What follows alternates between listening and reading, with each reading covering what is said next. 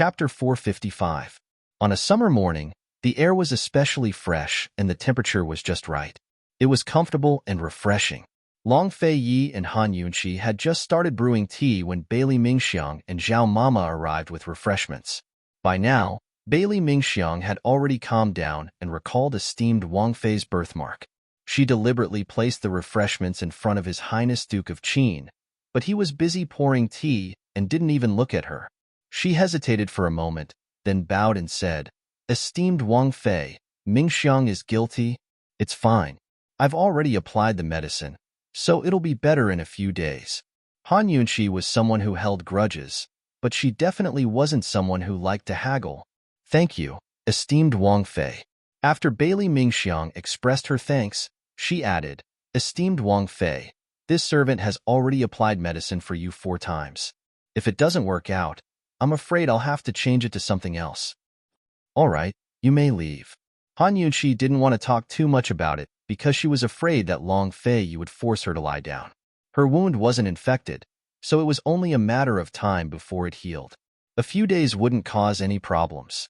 A complicated look flitted through Bailey Mingxiang's eyes before she left with Zhao Mama. Actually, she had said those words on purpose. Her goal was to let His Highness Duke of Qin hear her and let him know that she had applied medicine for esteemed Wang Fei several times and had seen her back several times. She thought that if His Highness Duke of Qin knew that esteemed Wang Fei had a phoenix birthmark on her back and knew where it came from, he would definitely kill her to silence her. Based on His Highness's current reaction, it was likely that he didn't know. However, the cautious and meticulous Bailey Mingxiang still couldn't set her mind at ease. She couldn't be sure if His Highness Duke of Qin didn't know about esteemed Wang Fei's birthmark, or if he had seen it but didn't know where it came from. Although His Highness and the Princess Consort had been married for a long time, their relationship was still delicate. The Princess Consort's chastity sand was still there, so other than the two of them, no one knew if His Highness had seen the Princess Consort's back or not.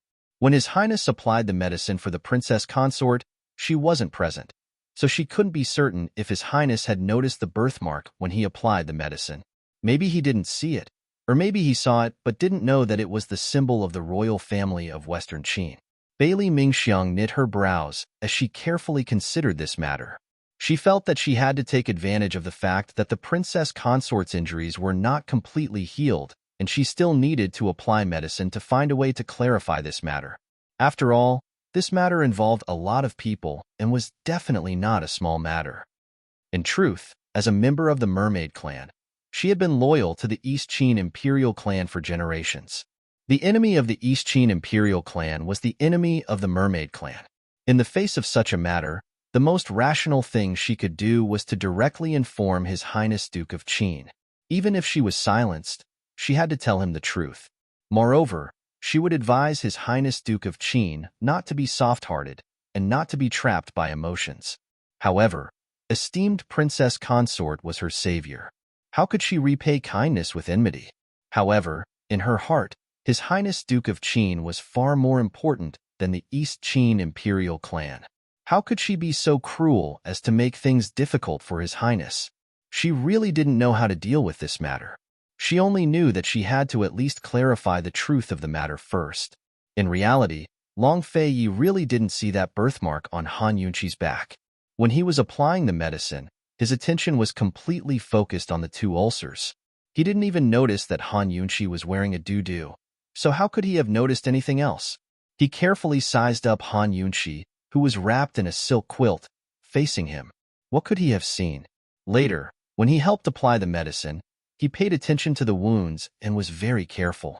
How could he have looked below her waist?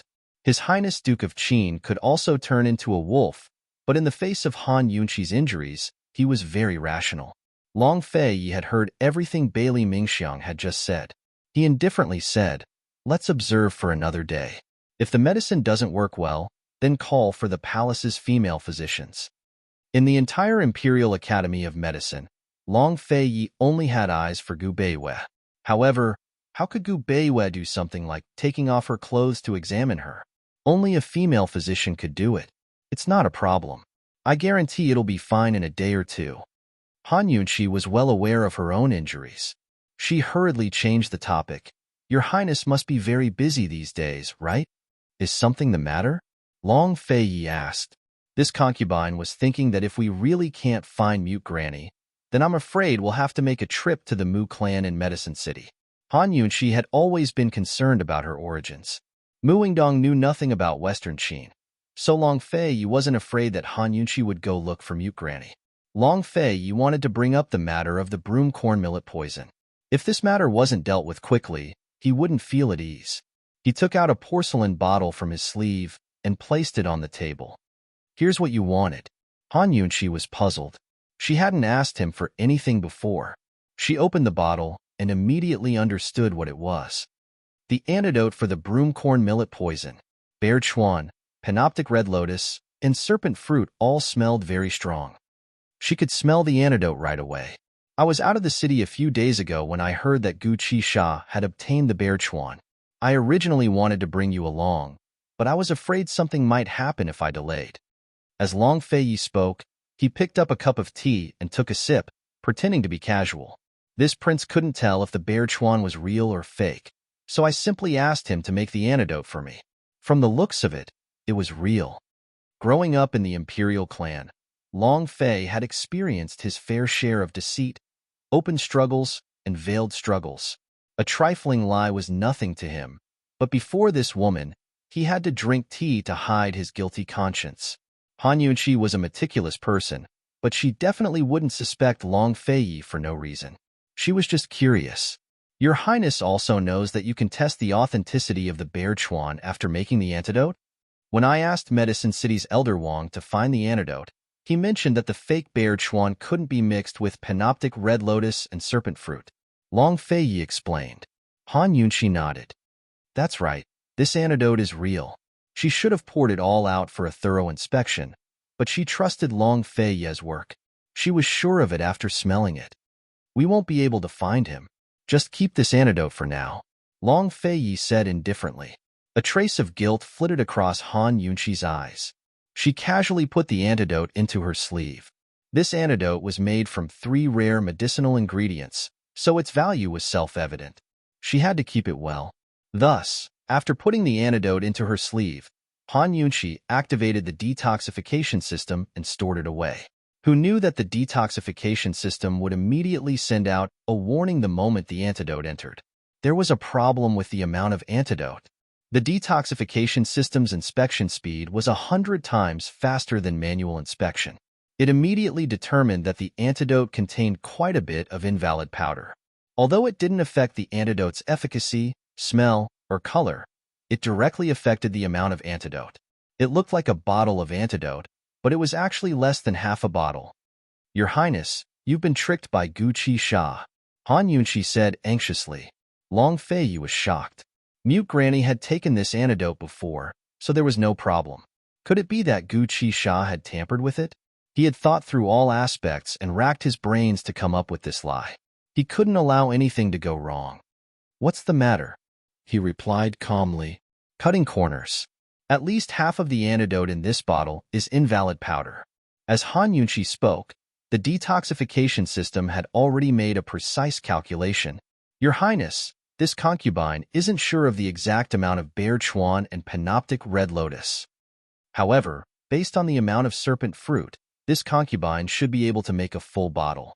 Han Yunqi took out the antidote bottle again and opened it for Long Fei to see.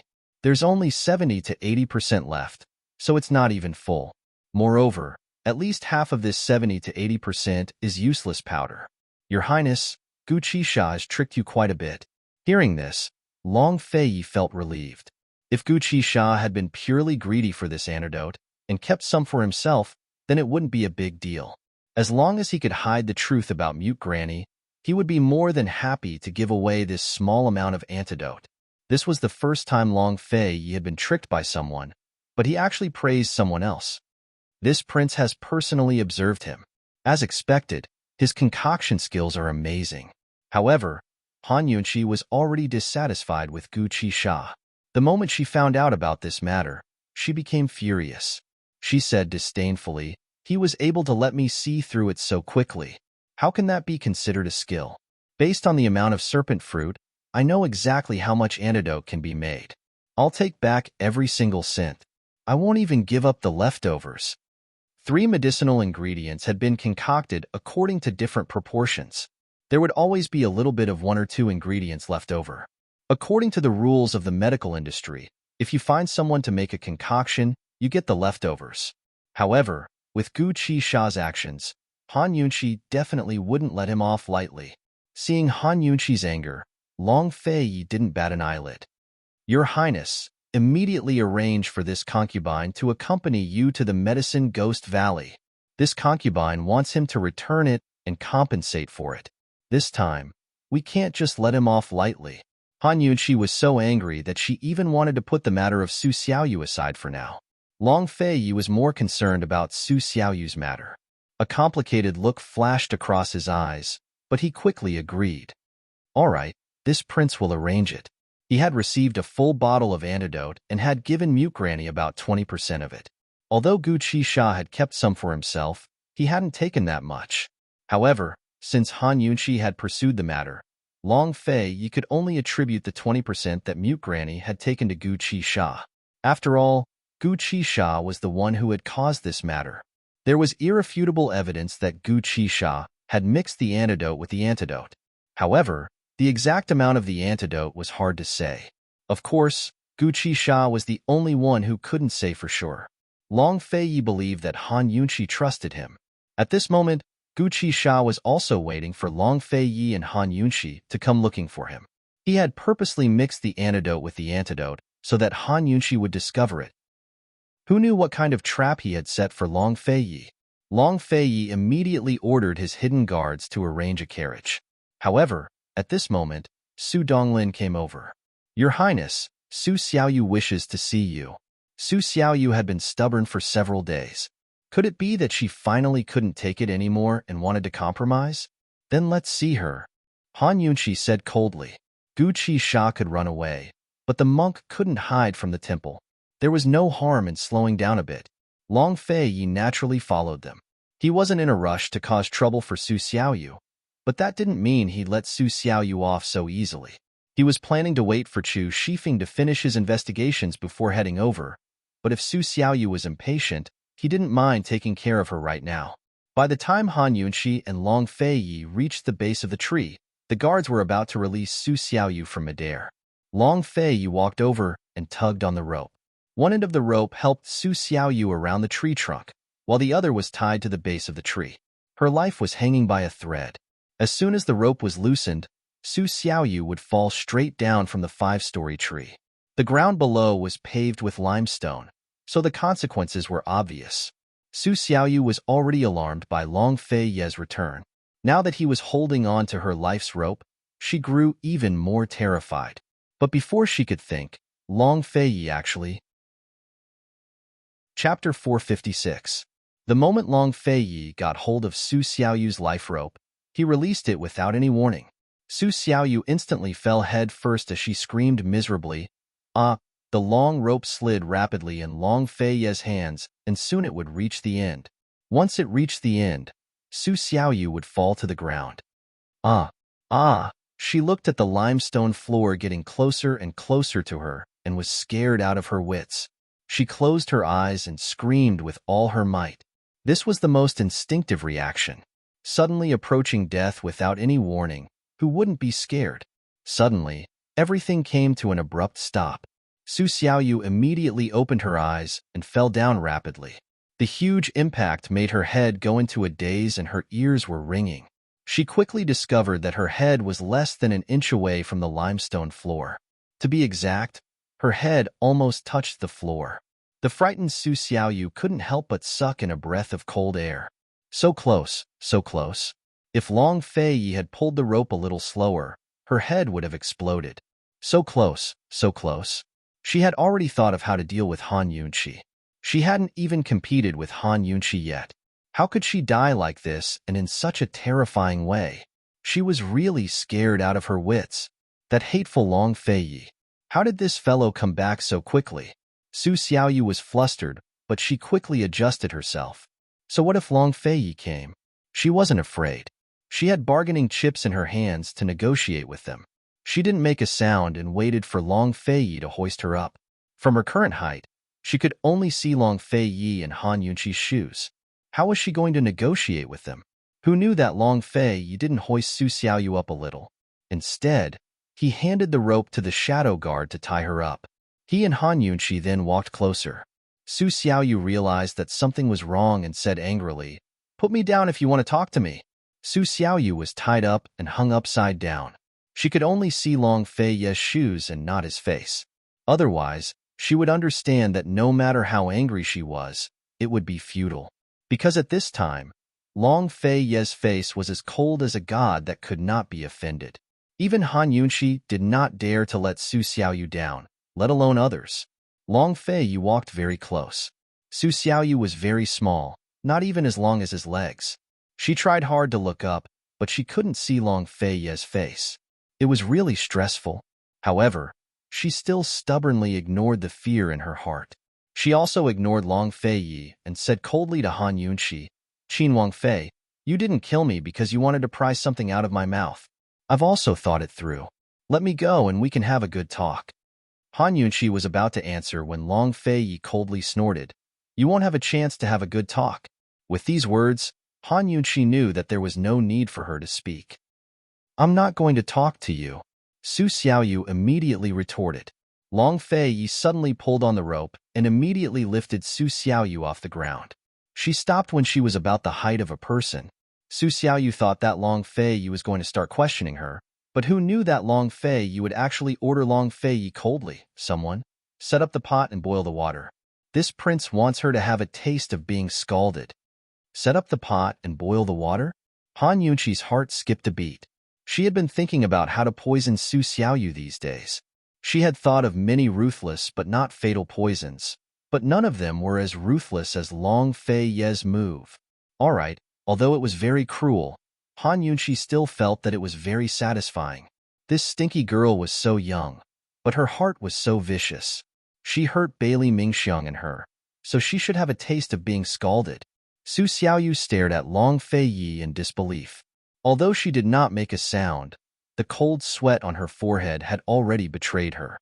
When she saw Wang Laifu's end, her heart was already scared. She had been thinking about what she should do these days. She was not afraid of death, but she was afraid of this kind of terrifying death. Of course, even if it was like this, even if she was very disappointed after being abandoned by her master, she would never betray her master. Her so-called good talk was just to threaten Han Yunqi. Very quickly, the servants set up a large iron pot at Su Xiaoyu's feet. The iron pot was filled with water, and a fire was lit under the iron pot. Su Xiaoyu was very clear that it was useless to talk to Han Yunqi now. She simply angrily shouted at Long Fei Yi, "Without me, you won't be able to find out anything. If you want to know who sent me here and what I'm here for, let me go immediately." Long Fei Yi was not someone that Su Xiaoyu could threaten. He did not even look at Su Xiaoyu. Instead, he stared at the firewood that was burning brighter and brighter. Two balls of anger seemed to be burning in his deep eyes. Su Xiaoyu was anxious. "Duke of Qin, if you hurt me in the slightest, I, Su Xiaoyu, will definitely not reveal a single word to you. I will do as I say." Long Fei Yi sneered. If this stinky lass really wanted to confess, she would have done so long ago. She would have revealed the mastermind behind the scenes. At least, she would have said something that could attract his attention. But after shouting for so long, it was all nonsense. If he put Su Xiaoyu down and had a good talk, he would not be able to get anything out of it. Instead, he would be threatened by her. He had seen too many of such tricks. She would not shed tears until she saw the coffin, right? He wanted to see how long she could last. The fire grew bigger and bigger, and the water in the big pot started to bubble. Not long after, it started to boil, and it was so hot that it started to emit smoke. Su Xiaoyu's head was quickly surrounded by hot smoke. She only felt that her scalp was getting hotter and hotter as if it was steaming. Not long after, her face was drenched in sweat. It was still early in the morning, and the sun would be shining brightly in a while. It was really unimaginable that she would be steaming under the scorching sun. After all, she was still a child. Su Xiaoyu was so uncomfortable that she wanted to cry. But even so, she was still unwilling to reveal any useful information. She shouted, Qin Wang, if you don't put me down, I really won't say anything. Han Yunqi, don't you think it's strange? Don't you know why I'm trying to get close to you? Don't tell me you think that it's as simple as scalding you? Aren't you curious why I don't just kill you? I have plenty of chances. Humph. Long Fei Yi, I know a secret. You have a secret that you will never be able to guess. Put me down. Otherwise, even if I die here, I won't say anything. Su Xiaoyu kept shouting, but it was a pity that Long Fei Yi and Han Yunqi were indifferent. After listening to so much nonsense, Han Yunqi also saw through it. This last kept saying that she wanted to have a good talk, but there was no sincerity at all. At this moment, the large pot of water had reached its boiling point. The hot water splashed in all directions and white smoke rose into the sky. Su Xiaoyu's entire body was enveloped by the hot smoke, and it was so hot that she started to find it hard to breathe. And her entire body, especially her scalp, was already burning hot. If this carried on, her skin would probably rot from the heat. This was even more terrifying than being scalded directly. However, this was far from what Long Fei Yi really wanted to do. He raised his hand, and the shadow guard passed Su Xiaoyu's life rope into his hand. Seeing this, Su Xiaoyu was scared out of her wits. No, Long Fei Yi didn't bother about her. He gently loosened the rope, and Su Xiaoyu suddenly fell. Woo. Su Xiaoyu was scared out of her wits as she cried out loudly. Long Fei Yi stopped, and her crying stopped abruptly. When she realized that she hadn't fallen, she was incomparably glad. But Long Fei abruptly let go. No. Save me, Su Xiaoyu screamed even louder than before. Long Fei Yi grabbed the rope again, and Su Xiaoyu began to sob. She was as pitiful as a child who had lost her mother. She was originally a child, but she never acted like one. At this moment, she was acting like one. Han Yunqi watched and watched. Her original hatred had long disappeared, and her heart was filled with an indescribable pain. Such a small child. What was the point of doing this? Long Fei Yi's expression didn't change. He was as cold as ever and let go again. At this time, Su Xiaoyu was already very close to the surface of the water. The hot water splashed onto her head and face. She finally opened her mouth to beg for mercy. Your Highness Duke of Qin, I surrender. Please spare me. Spare me. I'm begging you. Your Highness Duke of Qin, esteemed Wang Fei. I'm begging you, please spare me. Long Fei Yi held on to the rope. As long as he let go one more time, Su Xiaoyu would definitely fall into the boiling water. Her scalp would be the first to enter the water and would definitely be scalded until it had ulcers. This prince doesn't like people who beg for mercy. What do you want to talk about? Just say it. Long Fei Yi finally spoke. If Su Xiaoyu didn't explain everything clearly, he definitely wouldn't let her go. Su Xiaoyu sobbed for a while before she forced herself to stop crying. I actually don't know anything. Master only told me to burn esteemed Wang Fei first. After that, I'll listen to his arrangements. This was what Su Xiaoyu had thought of over the past few days. In the end, if it really didn't work, she would answer Han Yunqi like this. However, she didn't expect that she would answer Long Fei Yi with these words. Who is your master? Long Fei Yi asked. She couldn't tell if he believed her or doubted her. I don't know. I was raised by an old mama since I was a child. 2 years ago, I started receiving training to learn martial arts. Then I was sent here. I've never seen master before. I go to the Tianyue Inn in the north of the city regularly. Someone will leave a secret missive in the first private room on the second floor. I write down the information here and leave it there as well. Then someone will come and take it away, Su Xiaoyu replied. What about that day when you ran into Chu Qingge and Mu Ling, or at the inn? Han Yunqi spoke up as well. I don't know them. Master told me to go beg Chu Qingge and make a big deal out of it. It'd be best if I made a scene on the streets. I didn't even make a scene before you came in, Su Xiaoyu explained without a second thought. She'd long thought of these excuses. As she spoke, she began to sob again. That's all I know. Hurry and put me down. It's so hot. Han Yunqi was still trying to figure things out when Long Fei Yi said coldly, Do you think your lordship is so easy to trick? If you don't tell the truth, your lordship won't give you a second chance. Your Highness Duke of Qin, sob. Everything I said was the truth. I don't dare to lie to you anymore. That's all I know. Really, really. Su Xiaoyu cried as she repeated her words. Long Fei Ye's eyes flashed, but he let go. Ah! Su Xiaoyu screamed in fright. Very soon, her head was submerged in the hot water. She was scared out of her wits as she screamed even louder. She only felt her scalp curl up as it began to burn. Her scalp was so hot that it hurt. Still, she stubbornly insisted. Everything I said was the truth, the absolute truth. I didn't lie to anyone. No means no. No. Chu Tianyin must have had his reasons for choosing Su Xiaoyu to infiltrate the Duke of Qin's estate. Although this girl was afraid of pain, she wasn't easy to subdue. Chapter 457. I'm not lying. You're not lying. You're not. You're not. Her stubborn and desolate cries resounded throughout the Duke of Qin's residence. Half of Su Xiaoyu's scalp was burnt, and her head was dizzy. She was relying on her willpower to hold on. She knew that she was about to die, but she still stubbornly defended herself. Even if Master had abandoned her, she couldn't betray Master. Master had raised her for so many years. Without Master, there wouldn't be Su Xiaoyu. She definitely wouldn't be an ungrateful traitor. Long Fei Yi watched as he tightened his grip on the rope. Actually, he didn't need to loosen his grip.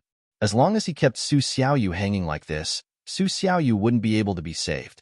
Han Yunxi and Bailey Mingxiang's injuries were second-degree burns. If they were treated in time, they would recover in 10 days. However, Su Xiaoyu's condition was much more serious than theirs.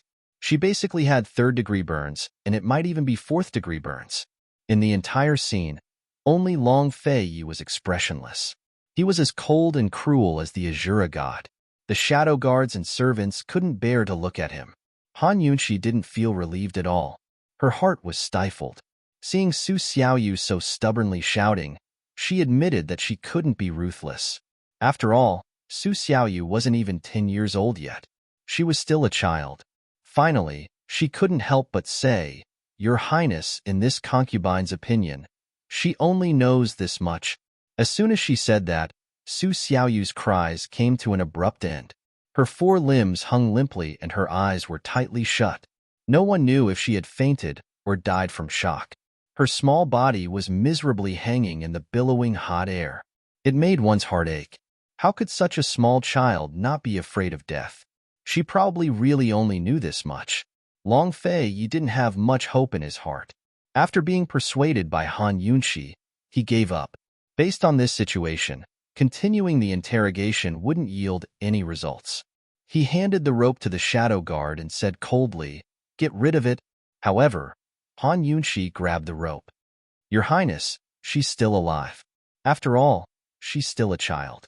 If Han Yunxi was facing an adult like Wang Laifu, she would definitely not be soft-hearted. Every adult should pay the price for their own choices. However, Su Xiaoyu was still a child, 7 years old. How many people were still ignorant of worldly affairs, nestling in their parents' arms and acting spoiled? Han Yunxi was originally an orphan. She knew the bitterness of maturing early and the pain of forcing herself to grow up. Seeing that Long Fei Yi didn't say anything, Han Yunxi continued, Your Highness, this girl is indeed abominable, but in the end, she was still under someone's orders. Now that she has been scalded like this, it can be considered her punishment. She's still alive. Chen Xie will save her first. At this time, the shadow guards were silently counting down in their hearts. As long as esteemed Wang Fei opened her mouth, she would be able to deal with His Highness Duke of Qin in 3 sentences.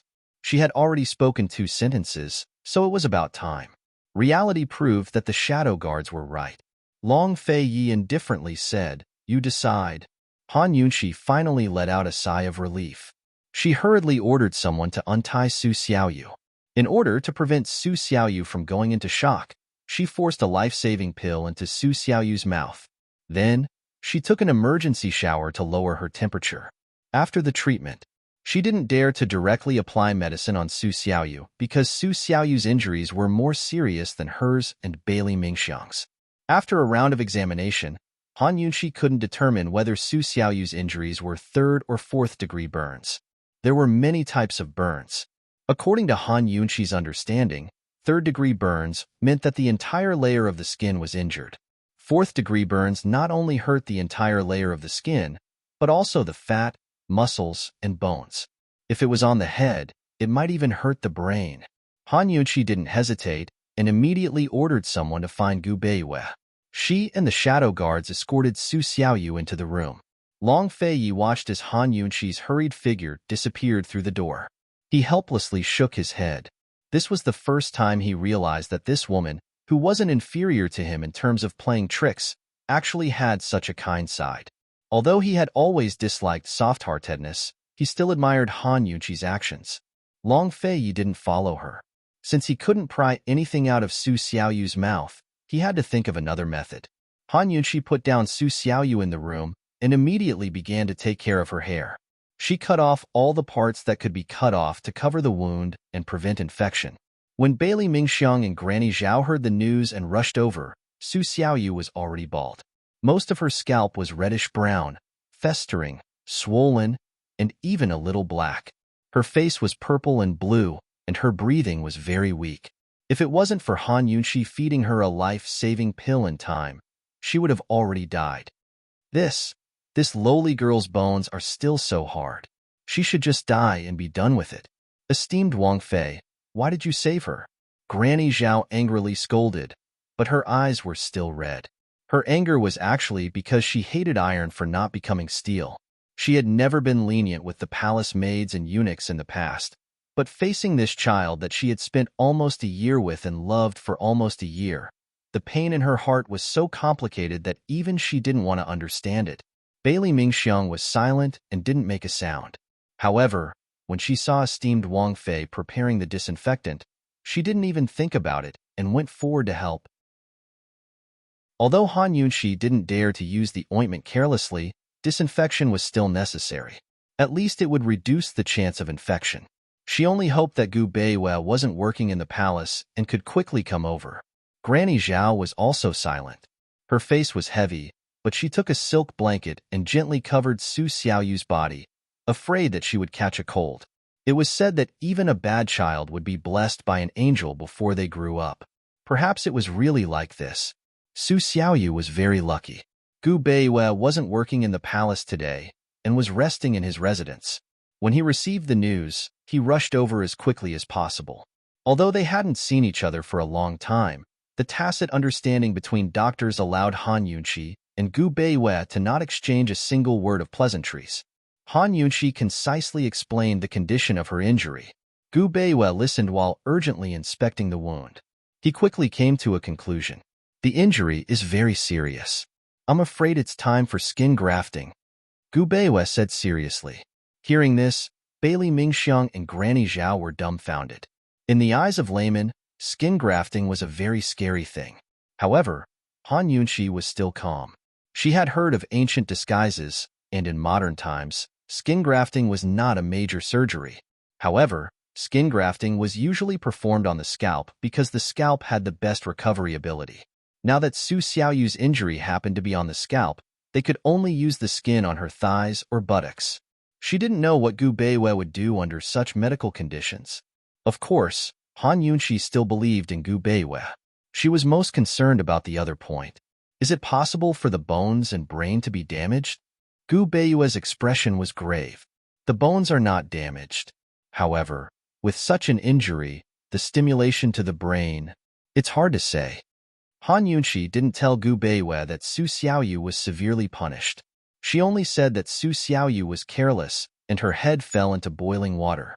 Since Great Divine Dr. Gu said, it's hard to say, Han Yunqi knew in her heart and didn't ask further. Gu Beiwei made some preparations and wrote a few prescriptions for Granny Zhao to catch. Bailey Mingxiang took the initiative to volunteer. I'll go. Bailey Mingxiang's entry into the Duke of Qin's household as a servant was not made public. To outsiders, she only said that she was learning the art of poison from the Duke of Qin's household. Gu Beiwei then noticed that Bailey Mingxiang was also present.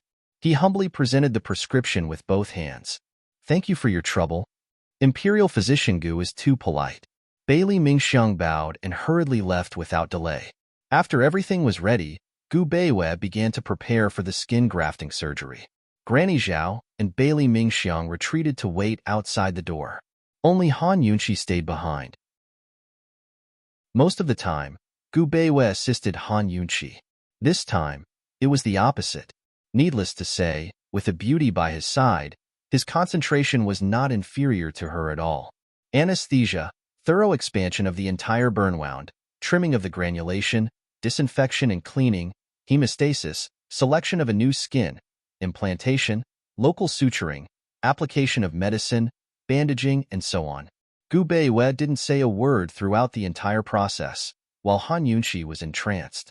This process was similar to modern skin grafting, but the medicine used and some of the techniques were different. She originally thought that Gu Beiwei would take a long time to process, but who knew that his technique was as smooth as flowing water? It was fast and smooth, and there was no pause at all. Han Yunqi couldn't help but say, "Can you slow down a bit? I didn't even see it clearly." Gu Beiwei didn't reply. After everything was done, his slightly serious expression relaxed. "Esteemed Wang Fei, saving people can't be slow," and Han Yunqi nodded very seriously. Gu Beiwei smiled. "If esteemed Wang Fei is interested, this official can teach you at any time." Han Yunqi wanted to, but she was really too busy. There were a lot of things to do, and one after another came before she could finish them. When she was in the disaster area, she wanted to train a group of her own shadow guards and teach them the art of poison when she returned to the imperial capital. But now, she didn't have time to do it. She only brought Bailey Mingxiang with her. Fortunately, Bailey Mingxiang's comprehension was high. Otherwise, even if he followed her for 2 or 3 years, he wouldn't learn anything. She said helplessly, "I'll ask you again when I have time. How is this girl's condition? We'll observe her for a day. If the new skin grafts survive, then there shouldn't be any problems. As for esteemed Wang Fei's worries about her brain, let's wait until she wakes up first." Gu Beiwei answered honestly.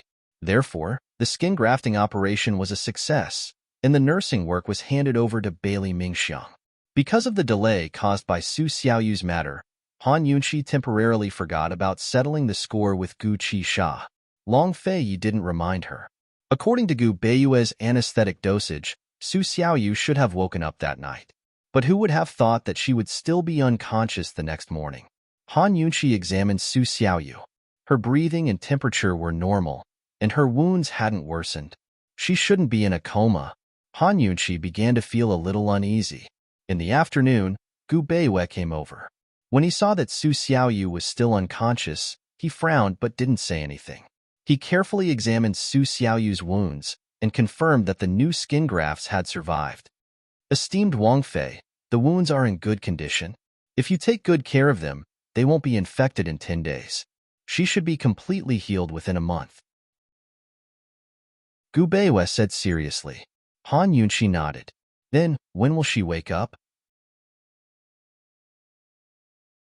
Chapter 458. I'm afraid she's injured her brain.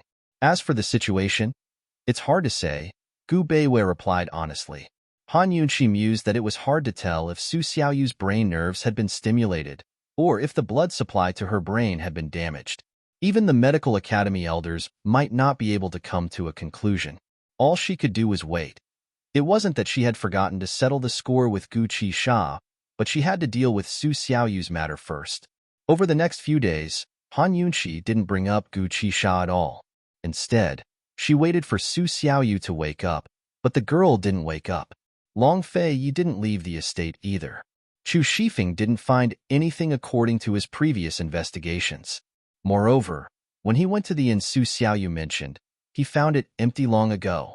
"Your Highness, esteemed Wang Fei," the other party was very cautious. They didn't leave a single trace behind. Chu Shifeng couldn't help but admire them. "Didn't you find anything on Su Xiaoyu's body?" Long Fei asked. "We've long searched her house, too. Everything's normal," Han Yunqi intoned. "There must be traces left behind." Chu Shifeng, "Expand the search area and search again," Long Fei ordered. Han Yunqi was about to leave when she suddenly said, "Your Highness, let's wait until Su Xiaoyu wakes up before we go to Pill Fiend." She hadn't brought up the matter for days, so Long Fei assumed she'd let it go. Who knew she was still thinking about it? A woman's kindness depended on who she was dealing with. It was impossible for her to be kind to Gu Qi Sha.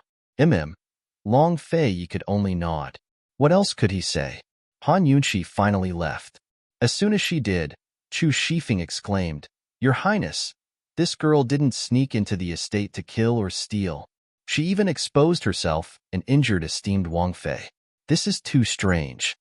Long Fei Ye's eyes flickered with a complicated look. After a while, he said, "I'm just afraid she came specifically for her. But why would she hurt someone? It's too strange." Long Fei Yi didn't say it out loud, but Chu Shifeng understood immediately. He had no idea what His Highness and Mute Granny had said in the secret room, but he had an idea of esteemed Wang Fei's status. Su Xiaoyu's strange behavior was most likely directed at esteemed Wang Fei. Even if they couldn't guess why she'd hurt someone, one thing was for certain. Someone had already come knocking on their door. Whether it was the 7 noble families or the poison sect, they had to be on guard. Long Fei couldn't figure out one thing. Only the Shadow and Nether clans knew about the exchange of a baby boy for a baby girl in the Western Qin imperial family. Judging from the actions of the white-robed gentleman from the Shadow clan, he either had other motives, or he hadn't confirmed Han Yunqi's identity. As for the Nether clan, there was still no news of them. But those 2 clans wouldn't hurt Han Yunqi like this. Just who was behind Su Xiaoyu? Could it be that someone else besides the Nether and Shadow clans knew about the existence of the Imperial Orphan from Western Qin?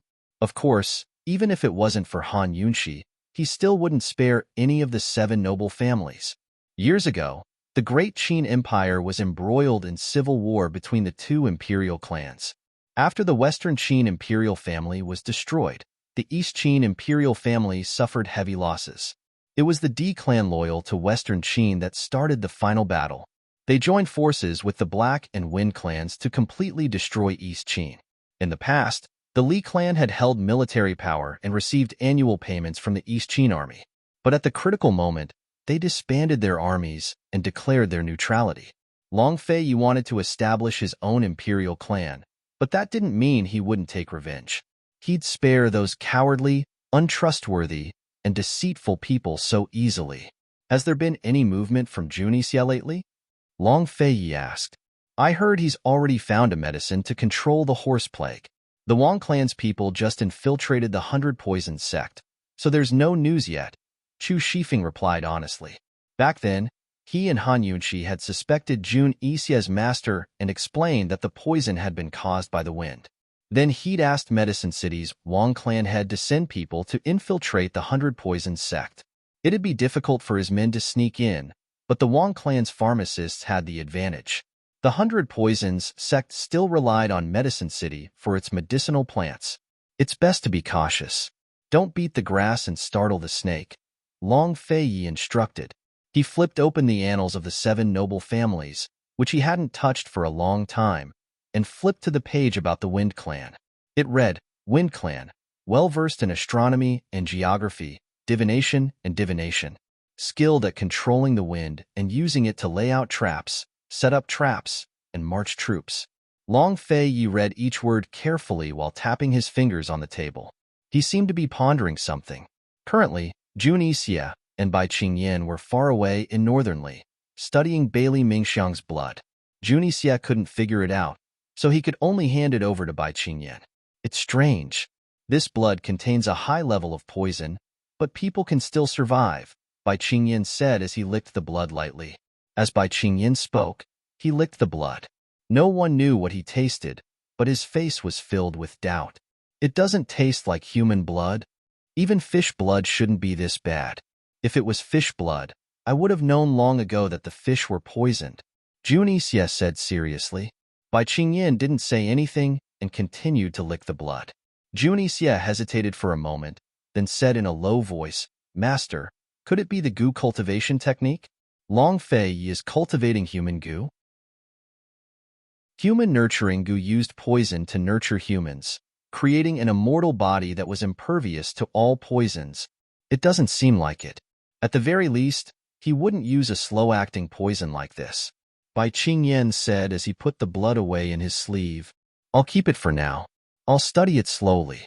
Jun Yixia really didn't want to part with the blood. He wanted to study it too, but since his master had already taken it, what else could he say? Have you found anything about the horse plague? Bai Qingyan asked. There's no evidence yet to prove that it was man-made. The plague is under control, but it's a pity that the cavalry suffered a great loss this time. This was the most depressing thing for Junixia. It was because of this plague that he had been suppressed on Yuzhou Island for so long. Horses are the lifeblood of Northern Li. Before I left, I reminded you that you must take down the 3 major horse farms. After so many years, you've only taken down Tianzhe Horse Farm. What do you want me to say? Bai Qingyan reprimanded unhappily. Junixia had always been arrogant, but in front of his master, he was very obedient. He lowered his head. This disciple knows his mistake. Use this opportunity to take down Nanjun Horse Farm and Hanqing Horse Farm. Before you take down these 2 horse farms, you're not allowed to leave Northern Li. Bai Qingyan ordered sternly. Junixia didn't have any objections. Yes, this disciple understands. Bai Qingyan stood up and left. He didn't let Junixia see him off. He didn't reveal his whereabouts when he came to Northern Li. He had been staying in Linjiang Courtyard in Prince Kang's Kong Mansion this entire time. Even the Northern Dynasty's emperors didn't know about this. When he arrived at Linjiang Courtyard, Bai Qingyan immediately took a bloody saliva from the tip of his tongue and placed it in a porcelain dish. He then added several drops of medicine. Who would have thought that the red blood would gradually change until it turned black? It emitted a very strange fishy smell. It wasn't greasy, but rather faint, like the smell of the sea breeze. Bai Yanqing set the black blood on fire, causing it to emit white smoke. He closed his eyes and took a whiff, enjoying it as much as smoking a cigarette. After all, the smoke was filled with the poison from the blood, but Bai Qingyan wasn't afraid. Even if he breathed in all of it, he wouldn't be poisoned. This kind of poison was child's play to him. When the black color burned out, the blood returned to its bright red color. Bai Qingyan slowly opened his eyes and looked at the dazzling red in the porcelain dish. His eyes seemed to have been dyed red as well. He was silent for a long time before he sneered. It's the blood of a mermaid. When did the mermaids return to the surface? It wasn't clear whether Bai Qingyan was intentionally hiding this from Junixia. In any case, Junixia didn't know about this matter. He obeyed Bai Qingyan almost unconditionally. No matter how much he hated Long Fei Yi and Han Yunqi, he still convinced himself to calm down and take care of Northern Li's internal affairs for the time being. Several days passed. Long Fei Yi still hadn't found any clues about Su Xiaoyu's things. Su Xiaoyu was still unconscious. Gu Beiwei came for another routine examination. Long Fei Yi also came for the first time. Long Fei Yi sat to the side without saying a word. After Gu Beiwei bowed, he continued the examination as if there was no one else around. It seemed as if nothing had happened between the 2 of them, but in reality, only they knew. How is it? Han Yunqi asked. The longer this girl was unconscious, the worse the situation was. Gu Beiwei helplessly shook his head. Long Fei Yi finally looked over. Even Imperial Physician Gu is helpless?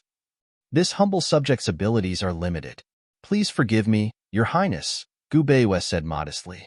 You were able to pull this prince back from the clutches of the King of Hell. This prince believes in your medical skills, Long Fei Yi said. Your Highness trusts this humble subject so much. Gu Beiwei's attitude remained the same. Han Yunqi stood to the side. She felt that the atmosphere between the 2 of them was strange. In any case, she didn't dare to speak. Su Xiaoyu's scalp injury had almost healed. She was thinking that if Su Xiaoyu still didn't wake up, she would hand over the care to Bailey Mingxiang. She still had to make a trip to the Medicine Ghost Valley. All right, she had been thinking about this matter the entire time. She hadn't forgotten about it. Moreover, she had been thinking about how to compensate Gu Qisha for the past few days. Long Fei Yi was halfway through his sentence when Bailey Mingxiang, who was guarding the bed, suddenly exclaimed, Esteemed Princess Consort, she's moving. As soon as he said this, Gu Beiwei and Han Yunqi both rushed to the bed. Their synchronized movements and speed were truly in sync. Long Fei Yi was dazzled. Where did she move? Gu Beiwei asked. Her eyes. She just opened her eyes. Bailey Mingxiang was very excited. She had been guarding Su Xiaoyu most of the time these past few days. Although she didn't like this girl, she still carefully guarded her. Gu Beiwei immediately checked Su Xiaoyu's eyes, who knew that as soon as he opened her eyes, she would suddenly forcefully slap away Gu Beiwei's hand and open her eyes on her own. She's awake. Everyone was overjoyed. Only Long Feiyi sat there expressionlessly. It was good that this girl was awake. If they couldn't find any clues, they would have to continue investigating her. Who knew that Su Xiaoyu's first words would cause Long Feiyi's expression to change? Su Xiaoyu looked at everyone and muttered, "Who are you?" Everyone was shocked, but Gu Beiwei was very calm. You don't remember us?" Su Xiaoyu shook her head and asked, "Where's this place?" "Stupid girl, you lost your memory?" Han Yunqi was shocked and angry. Su Xiaoyu looked up at her. "Who are you?" Chapter 459. Who was she? Han Yunqi found this funny and angry at the same time. This stinky girl was actually asking who she was? It had to be said, losing one's memory was a helpless and hateful thing. A person with memory loss would forget everything irresponsibly, but a person with memory loss would forever remember everything. This was too unfair. Han Yunqi looked at Gu Beiwei, and Gu Beiwei helplessly shook his head. Seeing Gu Beiwei's expression, Han Yunqi knew that Su Xiaoyu was not faking it. They were worried that this girl would hurt her brain, but losing her memory was a surprise. However, losing her memory was better than being in a coma for the rest of her life. Long Feiyi walked over to look at Su Xiaoyu, and then immediately looked at Gu Beiwei with a questioning gaze. Gu Beiwei seriously nodded, and confirmed to Long Feiyi that this memory loss was real. Seeing the silent and surprised faces of everyone, Su Xiaoyu was also very confused. Although she had lost her memory, her nature had not changed. She was still young and her tone was not good. She asked Han Yunqi, "Who are you? Why are you calling me a stinky girl? How am I stinky?" This, Han Yunqi rolled up her sleeves in interest and prepared to teach her a lesson. But who would have thought that Bailey Mingxiang would speak first? "Xiao Yuer, don't be unreasonable. She is the Princess Consort, your life savior. Have you forgotten?" Life savior. Su Xiaoyu was even more confused. She looked down at herself and saw that she was perfectly fine. You were an orphan and were seriously injured by the scalding. It was the Princess Consort who saved you. Without the Princess Consort, you would have died long ago. Bailey Mingxiang seriously explained. Everyone present was surprised by Bailey Mingxiang's explanation. However, Bailey Mingxiang was not lying. Han Yunqi was indeed Su Xiaoyu's savior. If Han Yunqi had not been soft-hearted, this brat would have been cooked alive. Scalded, Su Xiaoyu was doubtful as she checked herself. Inadvertently, she touched her head and touched the gauze. Her hands immediately retracted as if she had been electrocuted. Only then did she notice the strangeness of the top of her head. She felt that her scalp was heavy and tight. "See for yourself." Granny Zhao angrily brought over a mirror. When Su Xiaoyu saw it, she immediately shouted, "My hair! Where's my hair?" At this moment, she looked like a little nun. Her bald head was wrapped in a layer of white gauze. Her features were delicate and young, but her expression was mature beyond her age. "Your scalp is damaged. How can you still have hair?"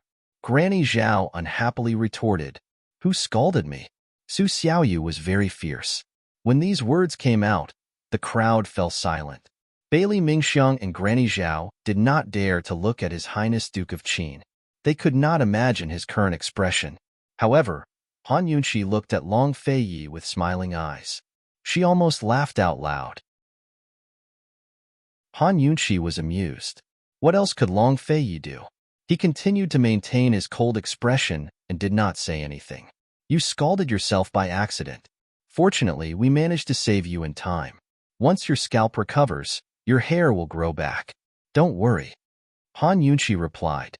She mused that this girl's amnesia could be considered a new life. Once she recovered, she would send her away. She still had a long future ahead of her. Unexpectedly, Su Xiaoyu looked at her and suddenly became serious. She said word by word, "Then I'll follow you for the rest of my life. If anyone dares to bully you, I'll burn them to death." His tender little face revealed an evil expression like a little devil's. His pair of big watery eyes were filled with seriousness and persistence. The adults present were all shocked and could not treat these words as a child's joke, because this was a promise. A strange feeling flowed through Han Yunqi's heart. She had saved many people in both her previous and current life, and was not lacking in gratitude. However, she had never heard such a tender and serious voice. Originally, she really did not want to keep her, but after hearing these words, she mysteriously liked this little devil. Really? Han Yunqi asked seriously. If I lie to you, I'll die right here. Su Xiaoyu replied without thinking. Stinky girl, can't you speak properly? You're so young and your words are so vicious. You'll have to come back in the future. Zhao Mama could not help but reprimand. Heaven knows what kind of personality this stinky girl had previously. She must have been extremely bad. However, Han Yunqi liked her very much. If it was said that she had stirred up her feelings a little earlier, then now she really wanted to keep this girl. All right, you'll follow me in the future. If you dare to have any disloyalty, as Han Yunqi spoke, the corners of her mouth curled into a dangerous and evil smile. She slowly leaned forward and said softly, I'll poison you to death. Su Xiaoyu was stunned, but then she put on a proud expression. Humph, I'll never do that. Before Gu Beiwa left, Han Yunqi asked in a low voice, Is this girl all right? If this official's diagnosis is correct, there's a blockage in her brain. I'm afraid she won't be able to recover in this lifetime. Gu Beiwa said indifferently. Since Gu Beiwa had already said so, Han Yunqi was at ease. However, Long Feiyi was not at ease. After the incident, he found no less than 10 divine doctors to diagnose Su Xiaoyu. Every doctor's conclusion was the same. This girl had been frightened, and her brain had been damaged. He was afraid that she would not be able to recover in this lifetime.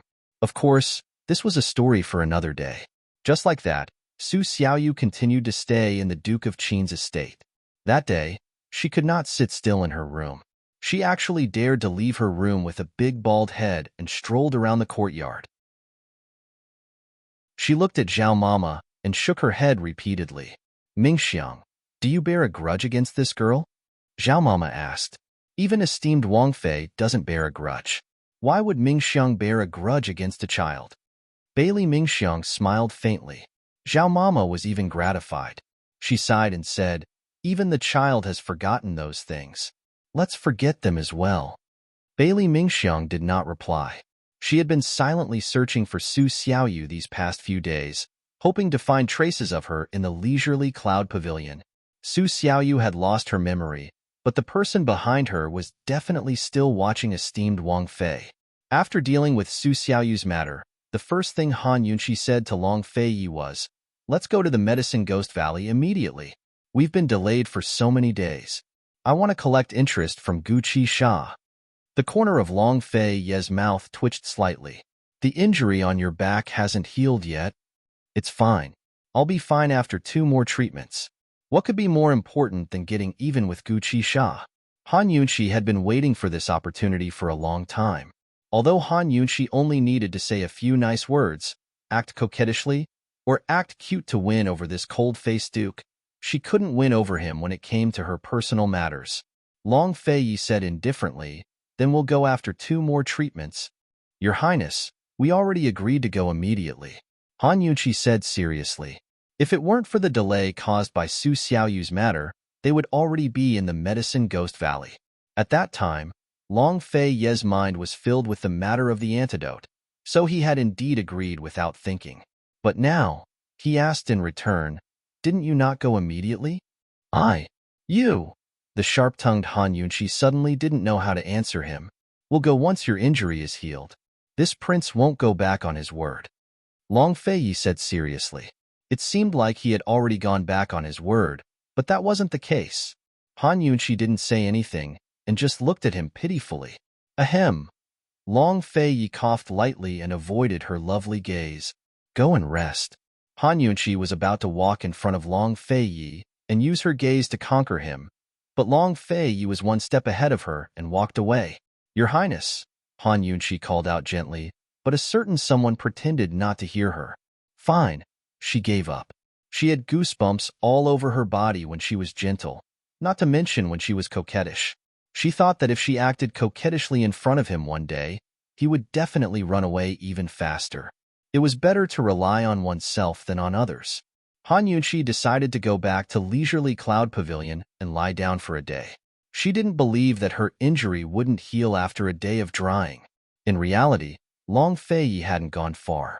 He was standing inside the courtyard's arched door, leaning against the wall. The expression on his ice-cold face was extremely strange, like an indescribable color palette.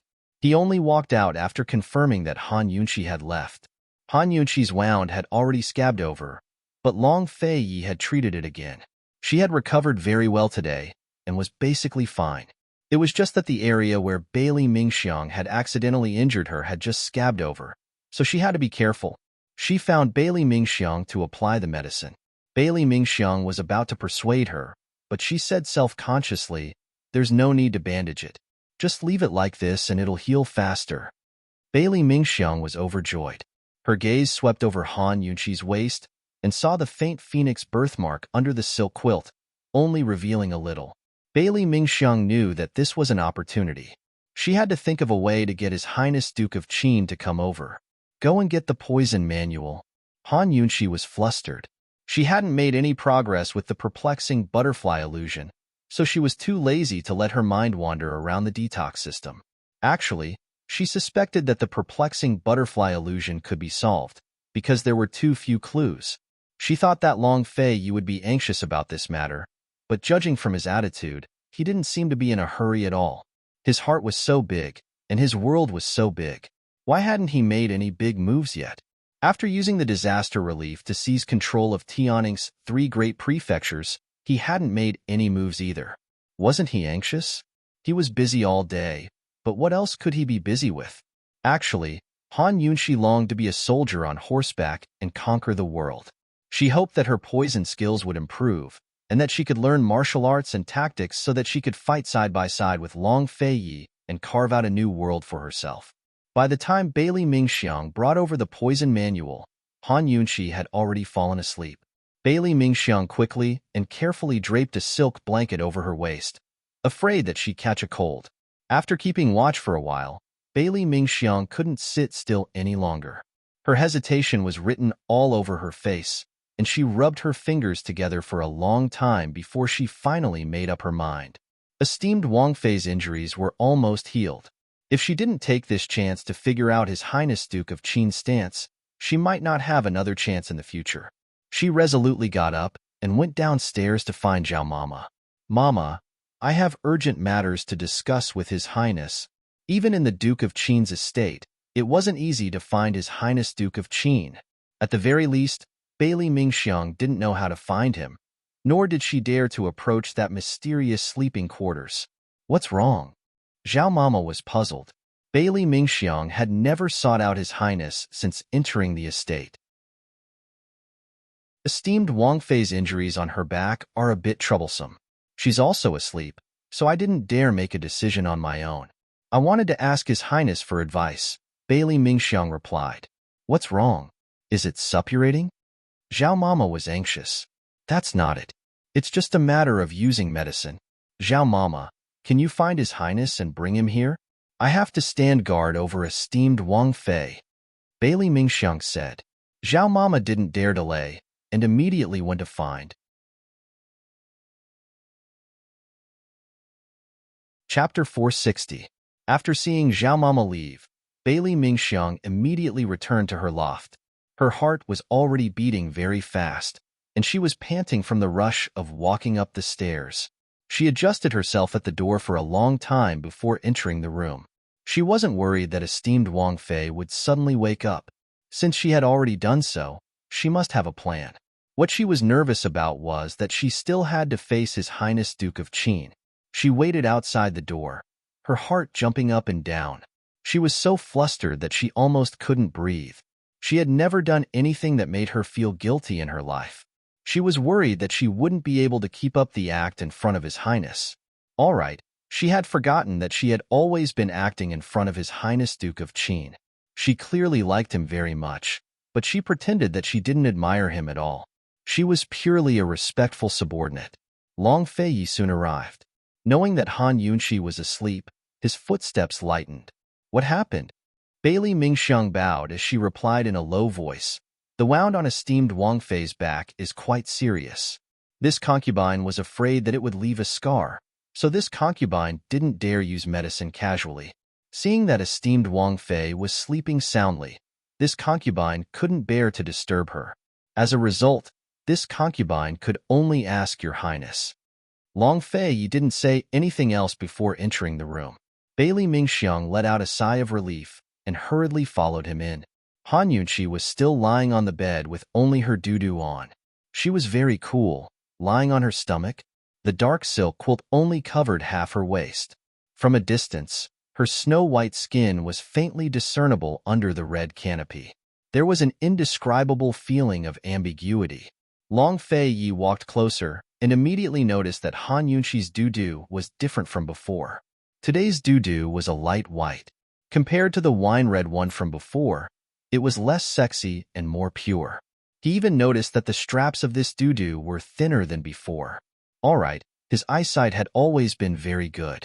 He could basically see through a person with a single glance, let alone a doo-doo.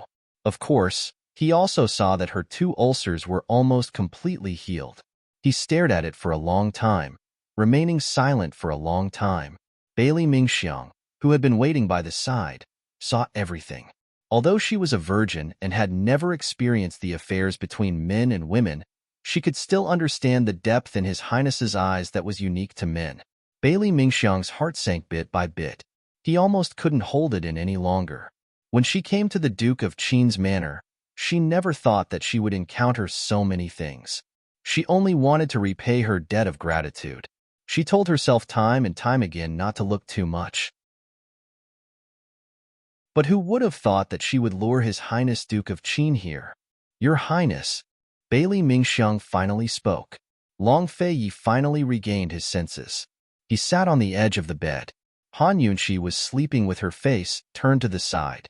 Perhaps she was too tired, but she was indeed sleeping soundly. Where? Long Fei asked in a low voice. Bailey Mingxiang took a deep breath before walking over. In front of Long Fei, she pretended to casually pull down the silk quilt. This time, Han Yunqi's entire back was exposed. Bailey Mingxiang didn't immediately point out the location of the wound. Instead, she pulled back the silk quilt and casually placed it to the side. This way, she had some time. It was during this time that Long Fei's hunter's gaze swept over Han Yunqi's back. As if admiring an authentic piece of art, he looked from her shoulder blades down, along the curve of her jade back, all the way down to her buttocks.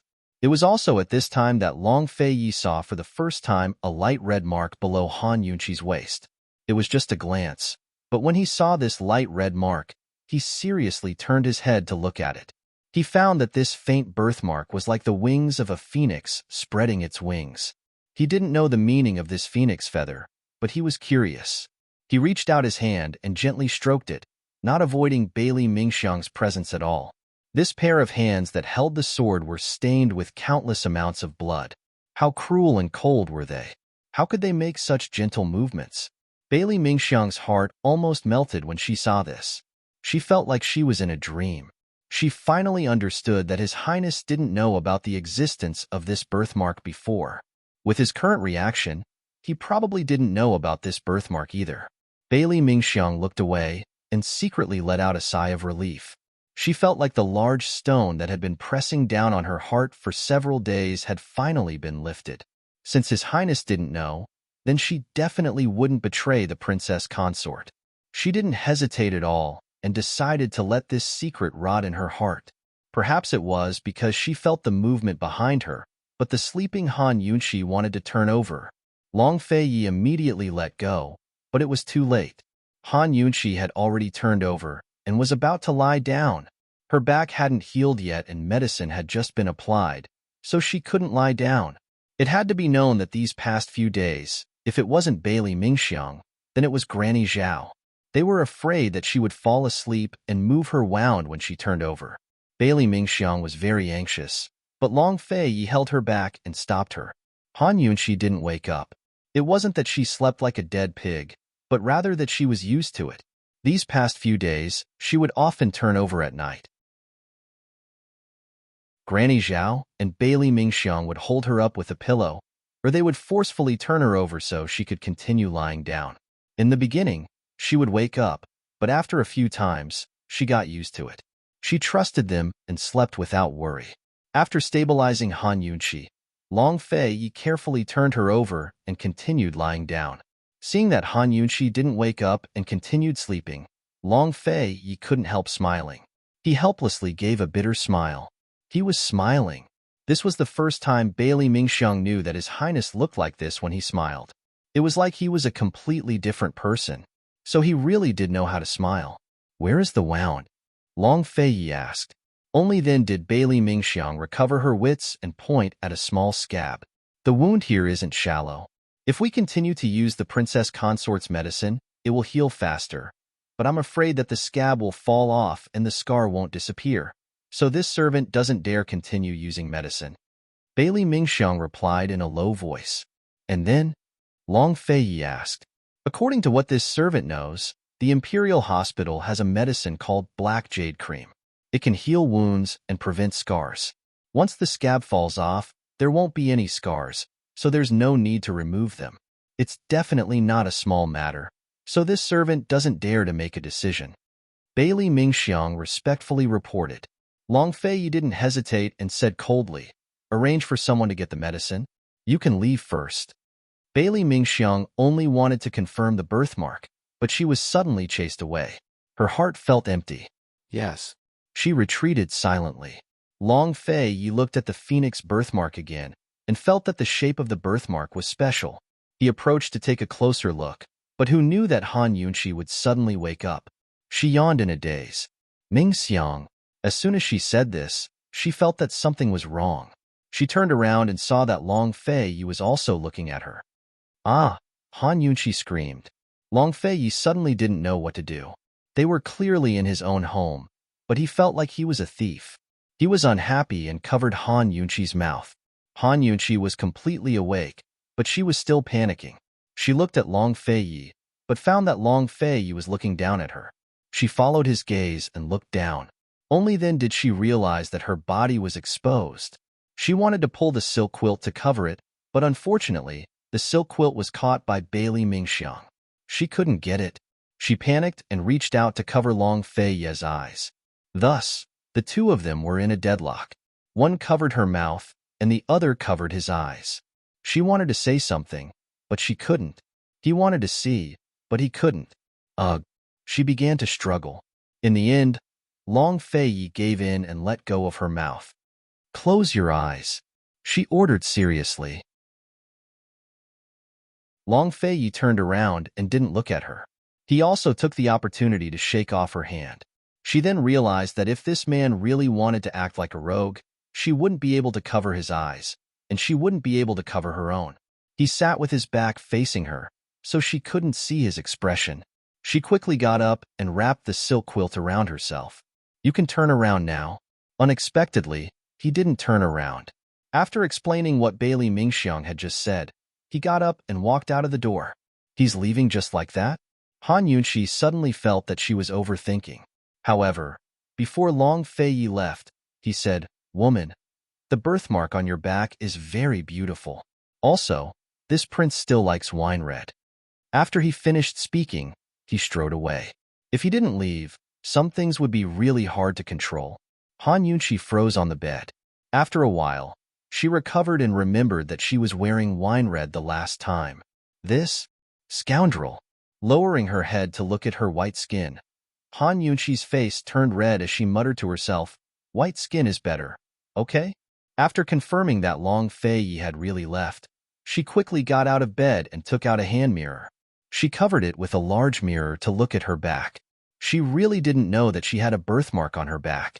It didn't look good looking like this. She struggled for a while before she finally saw the light red mark on her back. It looked like a wing and it really did look good. So, Long Fei had just seen it below? Han Yunqi's eyes fluttered for a while. It was unknown what she was thinking about. After this matter, Bailey Mingxiang was scolded by Han Yunqi. Bailey Mingxiang was silent at first, but he couldn't help but open his mouth in the end. Esteemed Princess Consort, you and His Highness are husband and wife. What does this have to do with anything? Han Yunqi didn't say anything. Bailey Mingxiang was also silent. The atmosphere seemed a little awkward, but he quickly said jokingly, Esteemed Princess Consort, His Highness dotes on you. You shouldn't make His Highness suffer. Han Yunqi didn't know whether to laugh or cry.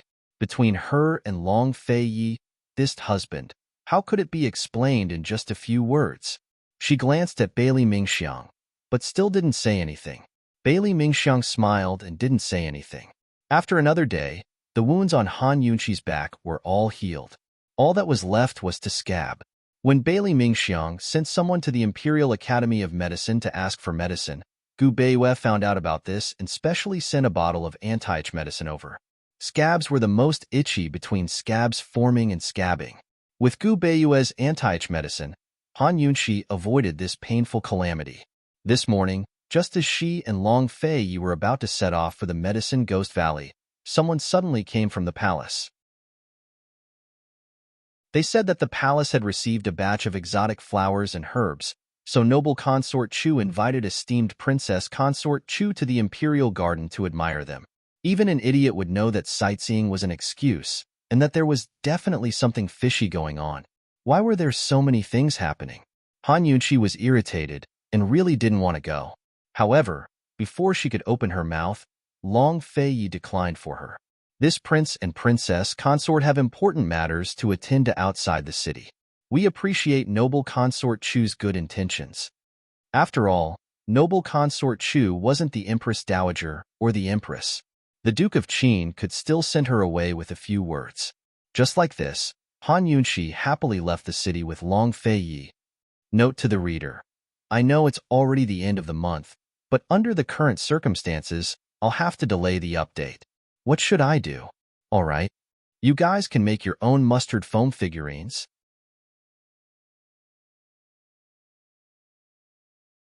Chapter 461.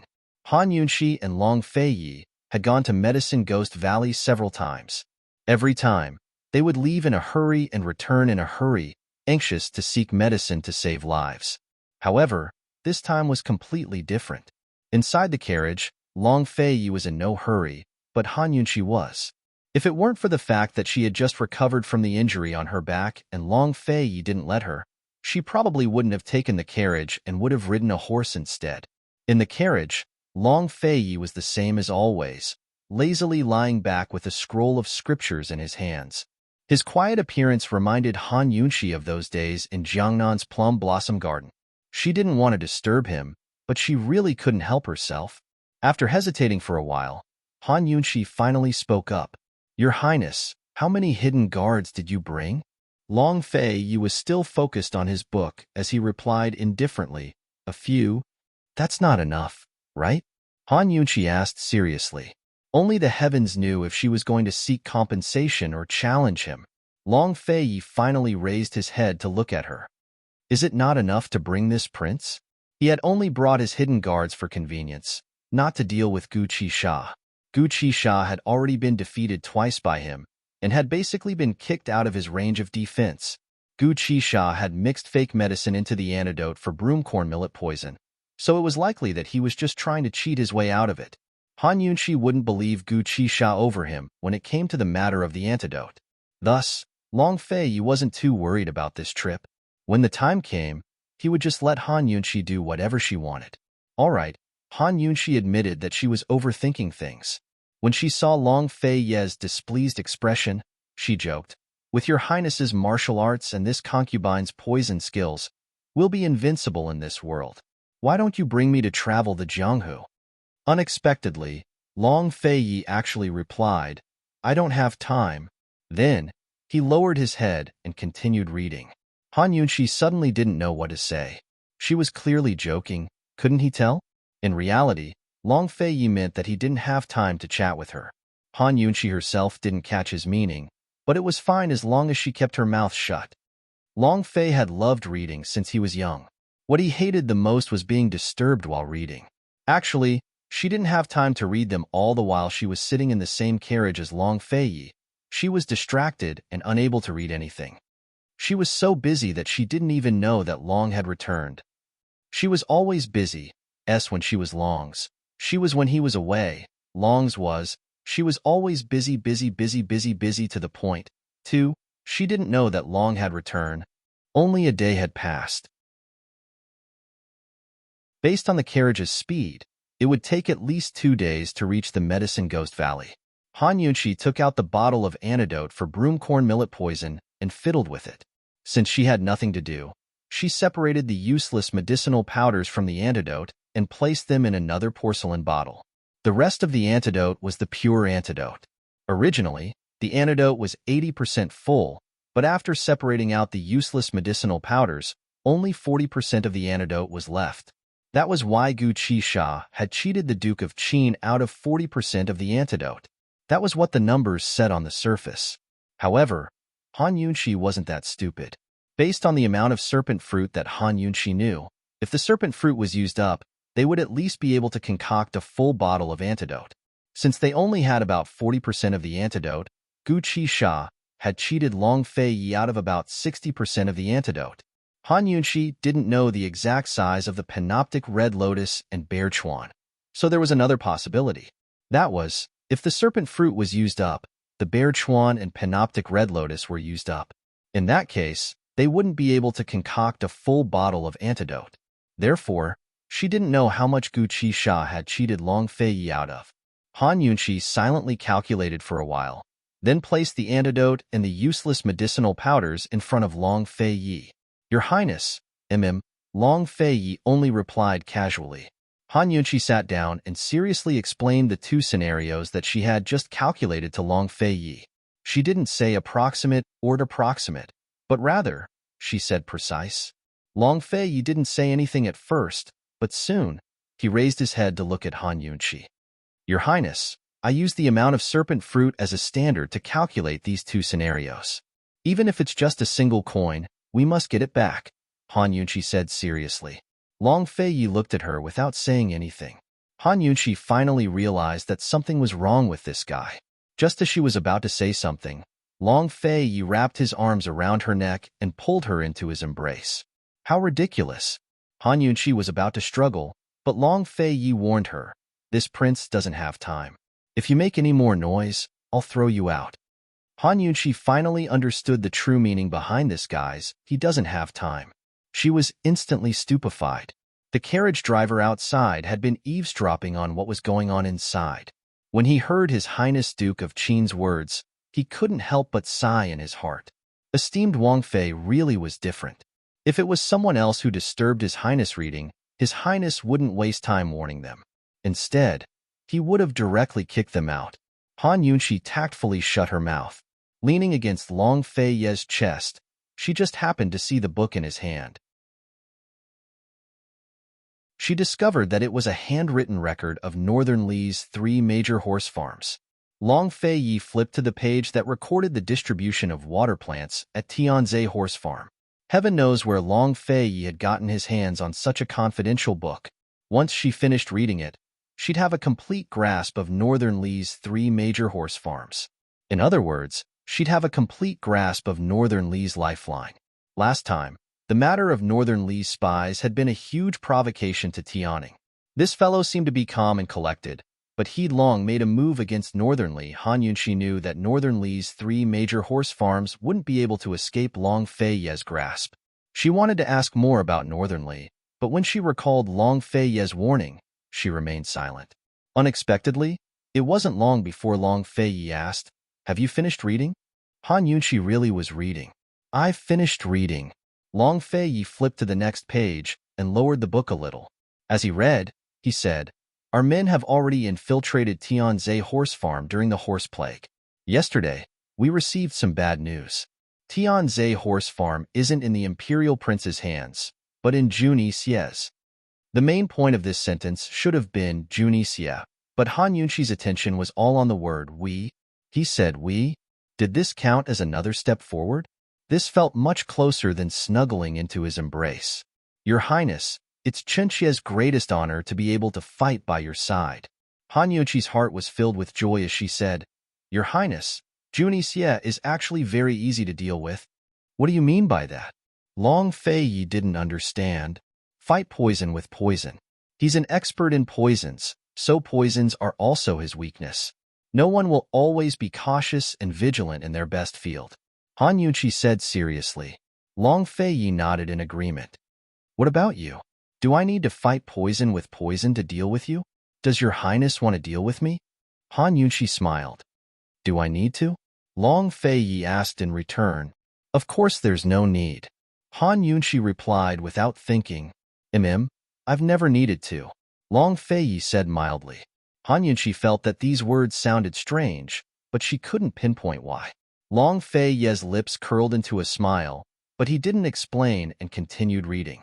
Han Yunqi didn't think too much of it, but stared and stared with him. Eventually, they began to talk about Northernly. As they chatted, Han Yunqi shifted her position a few times to make herself snuggled up more comfortably. Her movements were so natural that Long Fei Yi didn't notice. It was as if he was already used to it. The coachman listened from outside and sighed inwardly. Your Highness Duke of Qin, didn't you say that you'd throw her out if she made any more noise? Why can't you stop talking? The carriage sped along, getting closer and closer to Medicine Ghost Valley. Unexpectedly, when they were only half a day away from Medicine Ghost Valley, someone rushed out from the bushes and stood in the middle of the road, attempting to block Long Fei Yi's carriage. How could Long Fei Yi's carriage be so easy to block? The coachman saw the person on the road and didn't plan to stop. He didn't slow down and continued to speed forward. Unexpectedly, the person shouted, Han Yunqi, get out of here. Long Fei Yi naturally sensed that someone was blocking the road, but Han Yunqi didn't know anything. She was very surprised and lifted the curtain. To her surprise, the person standing not far away was none other than Mu Linger, whom she hadn't seen for almost a year. Seeing that the carriage was about to rush over and Mu Linger still didn't move out of the way, Han Yunqi immediately told the coachman to stop. It really was a sudden break. Mu Linger was almost sent flying. However, Mu Linger's face didn't show the slightest trace of fear. Instead, it was filled with anger. What's wrong with this girl? Han Yunqi sat high up in the carriage and raised an eyebrow at her. What do you want from me? Mu Linger actually drew her sword and pointed it at her. Han Yunqi, you're the most hypocritical woman I've ever seen. Immediately hand over Mute Granny. Otherwise, I won't be polite. Han Yunqi was baffled. What do you mean? You know very well what I mean. Stop pretending. Immediately hand over Mute Granny. Otherwise, you'll die. Mu Linger was furious. Han Yunqi was even more confused. I already told you that Mute Granny fell off a cliff and died. What's wrong with you? Mu Linger sneered. You're so hypocritical. Back then, you even suspected that it was my Mu family that caused Mute Granny to fall off the cliff. To think that I explained it to you so seriously. Haha, now that I think about it, it's really laughable. What are you trying to say? Han Yunqi really didn't understand. When Long Fei Yi imprisoned Mu Linger, she was the one who released her. By then, she already knew that Mute Granny had fallen off the cliff, but pretended to use Mute Granny to threaten Mu Linger. She wanted Mu Linger to tell her about Mu Xian. When she saw Mu Linger's concern for Mute Granny, she told her about Mute Granny's fall. She even suspected that the Mu clan was behind Chu Shifeng and Mute Granny's assassination attempts. After all, the Mu clan was the biggest suspect. Why did Mu Linger suddenly show up after so long? She kept calling her a hypocrite, but what did she mean by that? Faced with Han Yunqi's confusion, Mu Linger grew even angrier. She said sternly, Han Yunqi, it was clearly you and Long Fei Yi who imprisoned Mute Granny. Why are you still pretending? You're still lying to me. What's the point? Han Yunqi gave a start before bursting into laughter. What a joke. Mu Linger, do you know what you're saying? She and Long Fei Yi imprisoned Mute Granny? How could that be possible?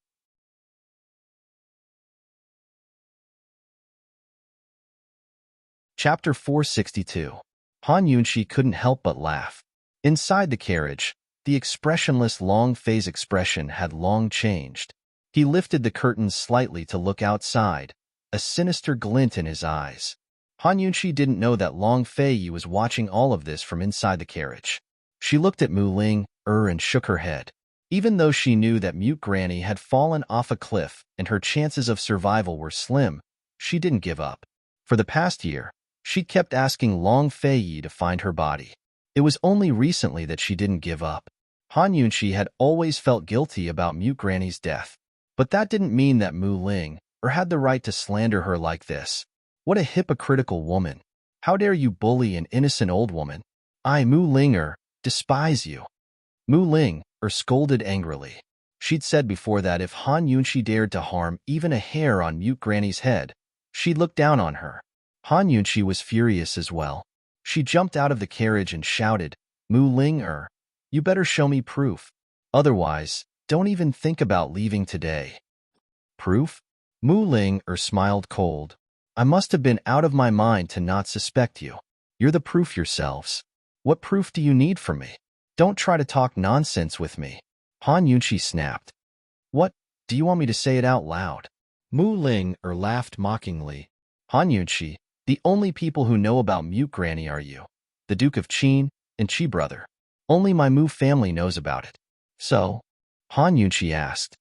His Highness Duke of Qin is very capable. He was able to take you and Mute Granny away from the encirclement of my father's assassins. Do you think my Mu family has the ability to force Mute Granny to commit suicide? Mu Ling questioned. It wasn't His Highness Duke of Qin who escorted Mute Granny. It was one of his subordinates. Han Yunqi explained. I didn't suspect the Mu family. She did have her suspicions back then, but after Mu Ling's explanation, she no longer doubted the Mu family and stopped causing trouble for them. Mu Yingdong had a use for Mute Granny. He might be able to capture her, but he definitely wouldn't force Mute Granny to fall off the cliff. Moreover, when Mu Linger was exchanged with the treasure, she had also tested him. She was very sure that it was not Mu Yingdong who did it. So, are you sure it's not my Mu family's doing? Mu Linger asked. I'm sure. Just what are you trying to say? Han Yunqi wasn't that patient. Mu Ling was not in a hurry. She asked, then let me ask you again. Will Qi brother kidnap Mute Granny? Han Yunqi didn't even think about it. It can't be him. It was Gu who brought her to see Mute Granny. If it wasn't for Gu, she wouldn't have known about Mute Granny's existence. Gu was also looking for Mute Granny. Very good. Then let me ask you again. There are only so many people who know about Mute Granny. Qi brother and my Mu family aren't suspects. So, are you and Long Fei the biggest suspects? Mu Linger asked. That's a robber's logic. Han Yunqi blurted out. Mu Linger didn't understand, nor did she want to understand. After Qi brother analyzed everything with her, she became angry. She felt that Qi brother's analysis was very reasonable. She believed that the Mu family and Qi brother weren't suspects. However, she didn't believe that Han Yunqi and Long Fei Yi weren't suspects. The more she thought about it, the more she felt that Han Yunqi and Long Fei Yi were the ones who kidnapped Mute Granny and pretended to tell her that Mute Granny had fallen off the cliff. They probably didn't want the Mu family to ask them for Mute Granny. As for why Han Yunqi was looking for Mute Granny, it seemed to have something to do with her family background. Qi brother had been vague about it, so she didn't want to know more about it. She just wanted to get Mute Granny back and expose Han Yunqi's hypocritical mask. She asked loudly, if you and Long Fei Yi didn't kidnap her, then where did Mute Granny go? Who kidnapped Mute Granny? Tell me. I also want to know who kidnapped her. I've been investigating for a year, but I couldn't find anything. Han Yunqi was furious. What was robber's logic? The so-called bandit logic was a logic that did not make sense. It was a logic that was twisted and unreasonable. From Mu Ling's point of view, if she excluded the Mu family and Gu, did that mean she and Long Fei Yi were the culprits? How could she explain this logic to her? It would have been better if Han Yunqi hadn't explained herself. Once she did, Mu Ling laughed out loud. Her laughter became even more sarcastic. Han Yunqi, you said that Mute Granny was escorted by his subordinates. Are all of His Highness Duke of Qin's subordinates useless? It's fine if they can't protect Mute Granny, but they can't even find a single clue? Who are you trying to fool? Han Yunqi was slightly taken aback. She had to admit that this was the one thing she couldn't figure out the most. Actually, if she were to stand in Mu Ling's point of view, she might also use robber's logic to question this matter. When Gu first learned that Mute Granny had fallen off the cliff, he questioned this point as well. Mute Granny's escort had been Chu Shifeng, Long Fei Ye's most skilled martial artist. Even if Mute Granny had fallen off the cliff because of his incompetence, he should have been able to find some clues among the bandits. Otherwise, the bandits wouldn't have escaped without leaving any clues behind. After all, they'd been investigating for a year without finding a single clue. Leaving aside Mu Ling, even Han Yunxi didn't think it was possible. Even so, Han Yunxi never suspected Long Fei Yi. Even if she suspected everyone who knew about Mute Granny, she wouldn't suspect Long Fei Yi. After all, Long Fei Yi was on her side. If she suspected Long Fei Yi, wouldn't that be the same as suspecting herself? The explanation she gave herself was that the robbers were mysterious. She even suspected that the robbers might know a lot about Mu Xin, so they also knew about Mute Granny. It wasn't the first time she and Long Fei had discussed the matter, but since they couldn't find any clues, they could only wait for the bandits to make their next move. Of course, Han Yunxi didn't want to explain any of this to Mu Ling anymore. She'd explained enough already. No matter how much she tried, Mu Ling wouldn't believe her. If you don't believe me, then forget it. There's no point in me saying more. Out of the way, Han Yunxi said coldly. What? You're feeling guilty?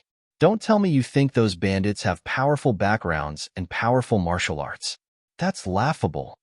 Han Yunxi's heart felt stifled at Mu Ling's words. This wasn't the first time she'd encountered such an unreasonable situation, but Mu Ling's self-righteous indignation made her want to retort, but she couldn't.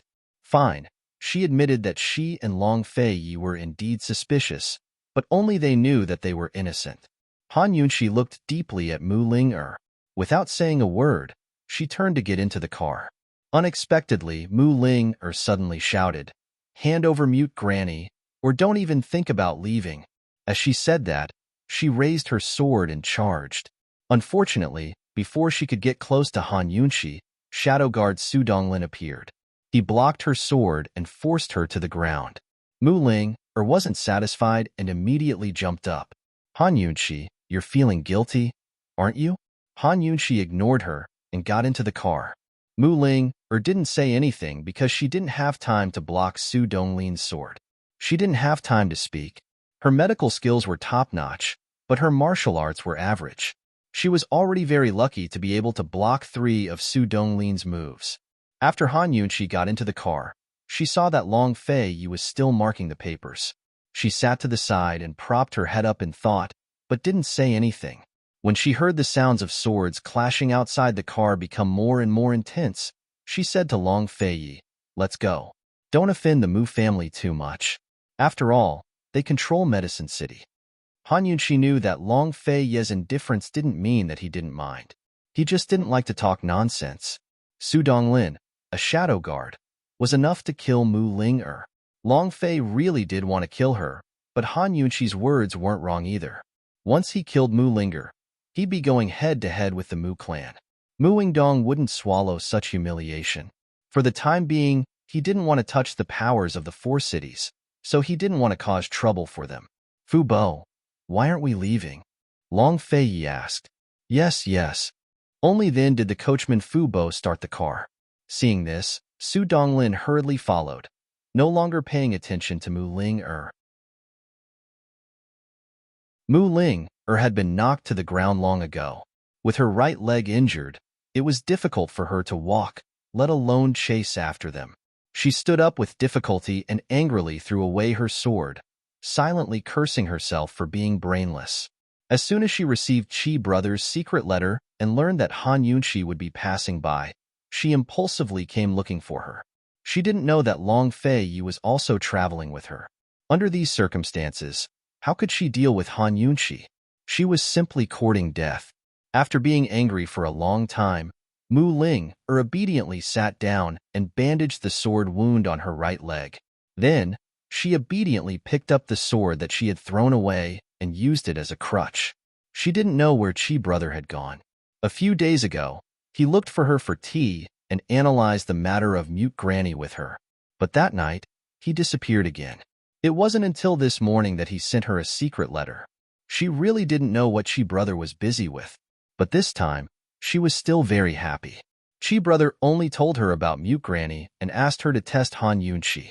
He didn't ask her himself. This was enough to show that Chi brother had seen through Han Yunchi's hypocrisy. He wasn't like before where he was led by the nose by Han Yunchi. Mu Ling really didn't realize who was the one being led by the nose. As for what Gu had been busy with recently, only he himself knew. At this moment, in Medicine Ghost Valley, Gu Qisha was watering the expensive medicinal plants in his courtyard. The Medicine Ghost Valley was huge, and there were a lot of medicinal plants in it. However, the medicinal plants in the inconspicuous corners of his courtyard were the most expensive ones in the entire valley. Normally, he would let the old steward take care of them, but when he returned, he would personally tend to them. "Master, there's a woman outside. Her baby is only a few months old and has contracted a strange disease. She wants to ask for solid foundation grass." The old steward reported timidly.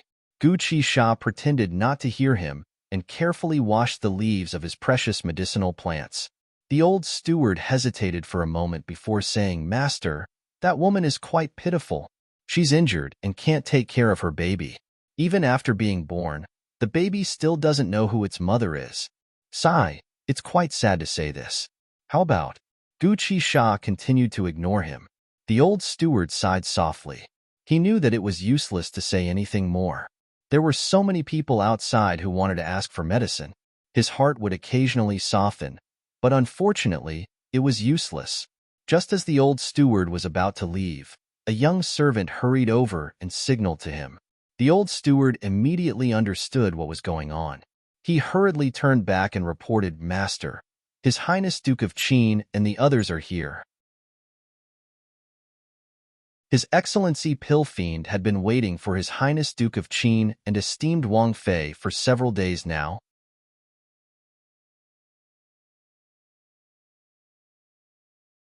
Chapter 463. It was already late at night. Han Yunxi and Long Fei Yi waited outside the courtyard. Han Yunxi discovered that the number of people begging for medicine had not decreased, but had actually increased. Regardless of gender, age, or gender, everyone was kneeling. It was as if they would be able to beg for medicine, as long as they obediently knelt for a bit longer. In reality, whether or not they would be able to beg for medicine depended entirely on Gu Qisha's mood. If he was in a good mood one day, he might just pick a few people to deliver the medicine to. If he was in a bad mood, unless they offered something he was interested in exchange for the medicine, they would have to keep kneeling and begging. The last time Han Yunxi had come here, she had paid special attention to a few faces. This time, she looked around and quickly found them again. It had been at least 2 months since the last time she came here. They hadn't managed to beg for medicine, but they hadn't given up either.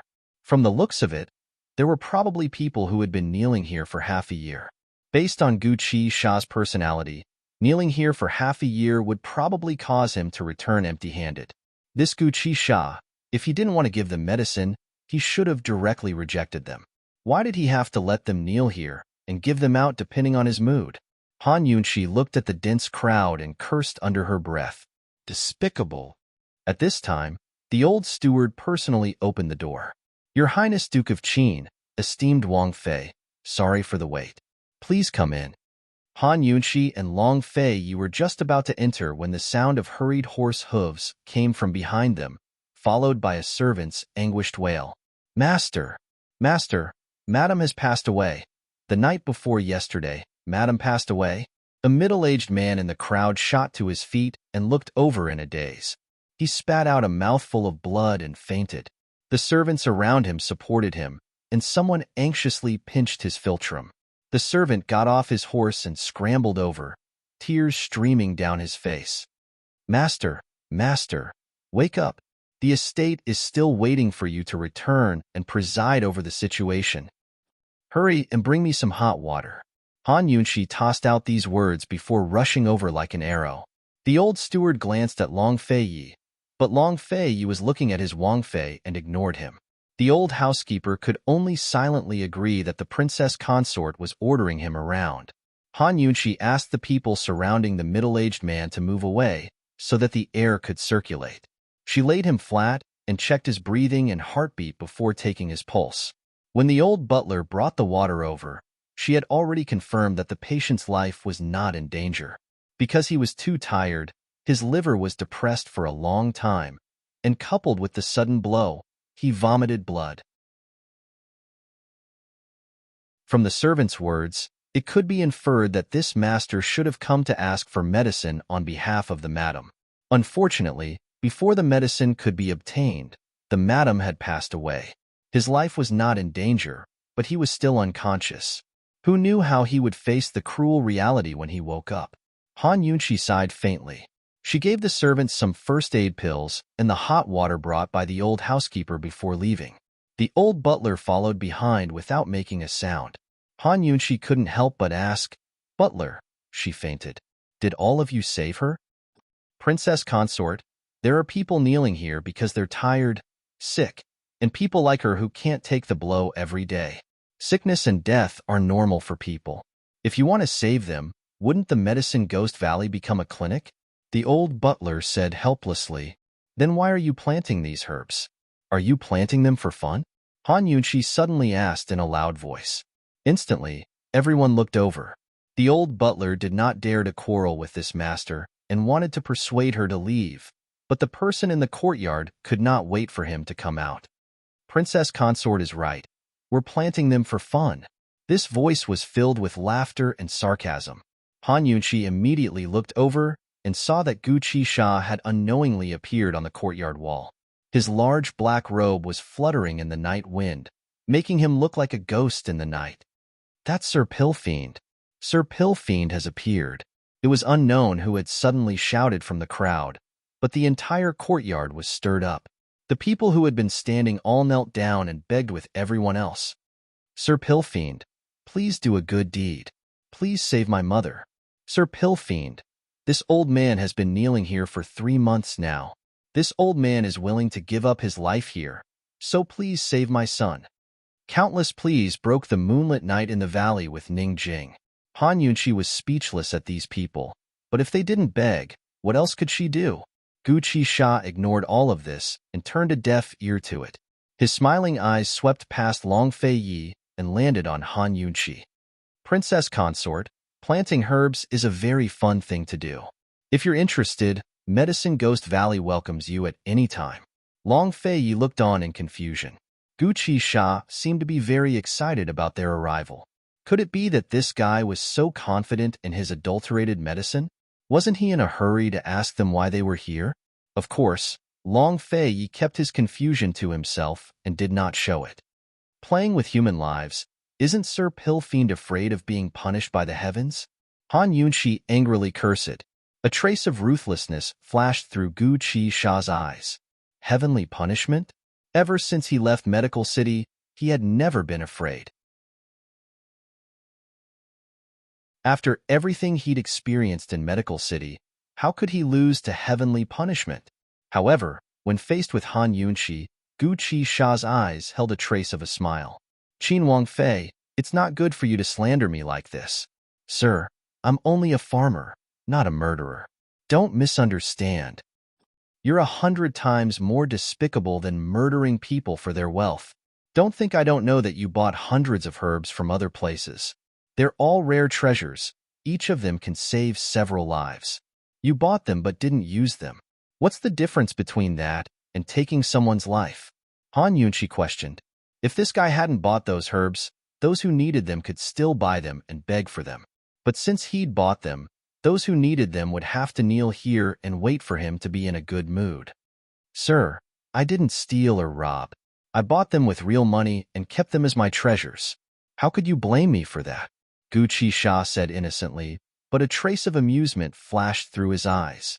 He could sense that Han Yunqi's visit this time was different from last time. The smell of gunpowder was very strong this time. Just as he'd expected, this woman was here to settle accounts with him. "Treasures? Do you think they're gold, stone, antiques, or paintings?" Han Yunqi was incredulous. "Gu Qisha, you've used your status and wealth to steal those herbs for your treasures, yet you've watched as those who needed them died. Don't you feel the slightest bit of guilt? No one forced you to save people, But can't you refrain from harming others? Han Yunqi's voice wasn't loud, but it caused those who were kneeling and begging to stop. Everyone turned to look at her, only to see this young woman exuding an aura of righteousness and dignity. Finally, someone stood out from the crowd. Good, well said. This old man doesn't want this life anymore. I won't beg him again to boost his arrogance. That person had come to beg for medicine for his own sake, so after he finished speaking, he really left with a flick of his sleeves. After that, more and more people stood up. Some cursed Gu Qisha, some spat at him, and some left without saying a word. In short, many people left one after another. Gu Qisha stared at the scene in disbelief. He had established Medicine Fiend Valley for many years now, and anyone who came to beg him for help had been driven to a dead end. Therefore, once someone knelt here, they would usually leave in despair. He had never seen anyone throw a tantrum and leave in anger. Who would dare to throw a tantrum in front of him? Gu Qisha hated this kind of situation. He'd hoarded medicinal herbs without buying them for two reasons. First, it was out of interest, and second, he enjoyed watching people struggle to survive. What he liked the most was not these family members begging for medicine, but the patients. He especially liked seeing people on the verge of death. Death, to him, was a blessing. The old steward thought that his master was about to get angry, but he didn't expect Gu Qisha to laugh. Qin Wangfei, you're the one who's murdering for money. You've tricked them away. What if I'm happy and want to give them medicine? Where am I supposed to find them? They'll be back very soon. Han Yunqi was certain. She didn't want to waste any more words with Gu Qisha. This guy's skin was extremely thick. No matter how much she scolded him, he would still laugh. This feeling reminded Han Yunqi of Gu, but she didn't have time to think about the similarities between the two of them. Coldly, she said, "They're not here to beg for medicine. They're here to collect a debt." Gu Qisha had been waiting for these words for a long time, but he feigned confusion as he looked at Long Feiyi. "Your Highness Duke of Qin, I've already repaid my debt to you, haven't I?" Long Feiyi didn't answer.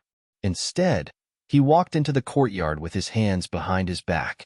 Han Yunqi immediately followed after him, ignoring Gu Qisha. He was clearly the master, but Gu Qisha felt like he was being left out in the cold. This was especially so when he saw Han Yunqi eagerly following Long Feiyi's back. He did a beautiful backflip and chased after them. "Long Feiyi, I'll wait and see if Han Yunqi will still follow you out later." Han Yunqi clearly wanted to have a long chat with Long Feiyi. She usually didn't take the initiative to enter the room, but this time, she entered uninvited and sat down at the tea table with Long Feiyi. Gu Qisha floated in, his black robes draping over the floor. Only the heavens knew how his legs floated. He sat down on the main seat and said coldly, "Long Feiyi, I've already repaid the 2 medicines I owed you. I even concocted the medicine for you for free. What else do I owe you? Tell me clearly." Long Feiyi calmly sipped his tea, treating Gu Qisha like air. Han Yunqi was also calmly sipping her tea. Let Gu Qisha keep up the act. She'll deal with him after she moistens her throat and rests. This guy mixed the antidote with a fake antidote, so he should know what kind of debt we're here for. Gu Qisha was impatient for the show to begin, so he deliberately stood up. "If the two of you are here to drink tea, I won't entertain you." He was about to leave when Han Yunqi sneered. "Gu Qisha, you should recognize this, right?" Han Yunqi took out a bottle of antidote from her sleeve. It was the antidote to the broomcorn millet poison that Long Feiyi had taken from Gu Qisha. Gu Qisha was secretly delighted. He raised his brows and asked, "So what if I recognize it?" Han Yunqi opened the bottle and handed it to him. "Take a closer look. This is the antidote to the broomcorn millet poison. I personally concocted it, so how could I not recognize it?" Gu Qisha said disapprovingly. "At least half of this antidote is fake. You've mixed it for yourself." Han Yunqi angrily exposed him. Gu Qisha pretended to be shocked. He paused for a moment before regaining his senses. "What a joke. You think it's fake just because you say so? Where's your proof?" "If this isn't proof, then what is?" Han Yunqi did not use any tools. Her movements were elegant and nimble as she poured the antidote back and forth between the 2 bottles. With great precision, she divided the fake antidote into two. One bottle contained the real antidote to the broomcorn millet poison, while the other contained the fake antidote to the broomcorn millet poison. She casually tossed the fake antidote to him and said coldly, "Gucci Sha, this is the proof."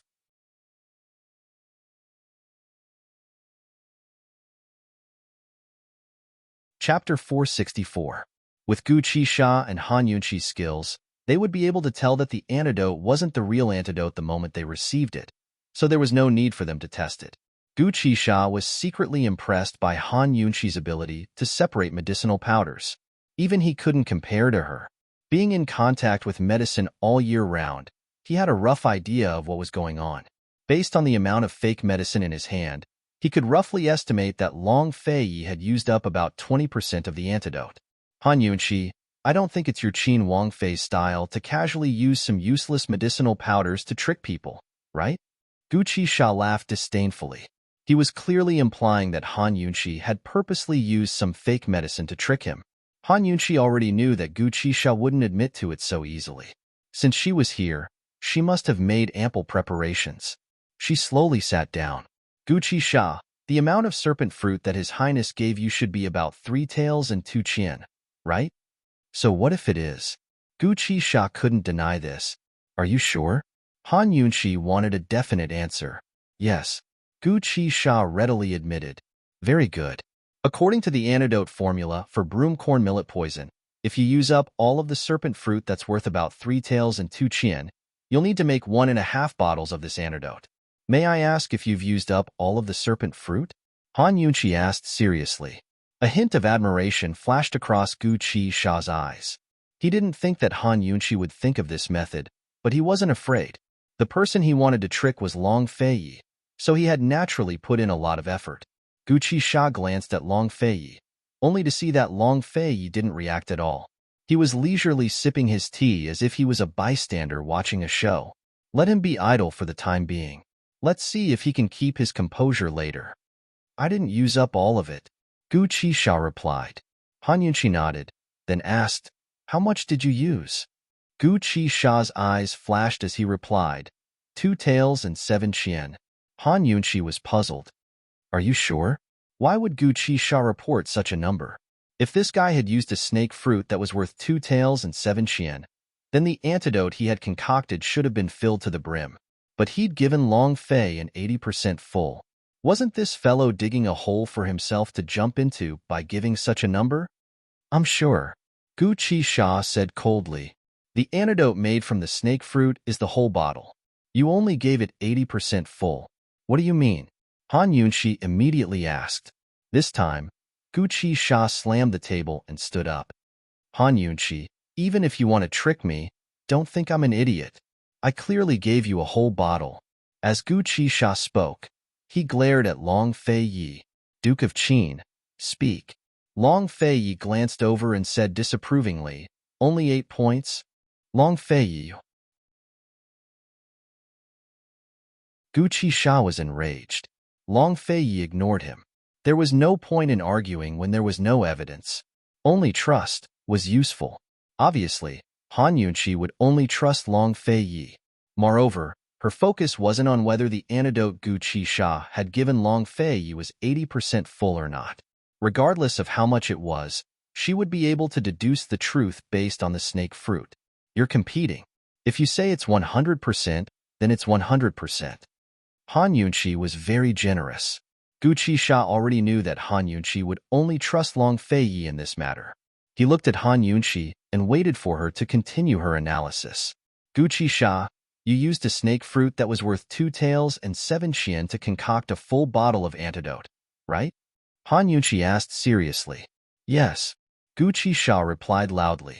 Then what about the remaining 5 qian snake fruit powder? Han Yunqi asked. There was a special way to use the snake fruit. A single snake fruit had to be broken into 2 halves. Both halves had to be crushed into powder before they were mixed together to form a uniform powder. Only then would the powder be effective and could be used. Gucci Sha originally had a snake fruit, but it was a pity that Long Fei had destroyed it. He couldn't use it at all. But now, whether or not he had the snake fruit powder in his hands, only he knew in his heart. Gucci Sha looked at Han Yunqi and didn't answer for a long time. Where's the stuff? Han Yunqi asked again. Qin Wangfei, even though you're not a member of the pharmaceutical world, you should know the rules of the pharmaceutical world, right? Gucci Sha finally asked. What he was talking about was the rule of not taking any leftover ingredients. The leftover ingredients would belong to the person who concocted the medicine.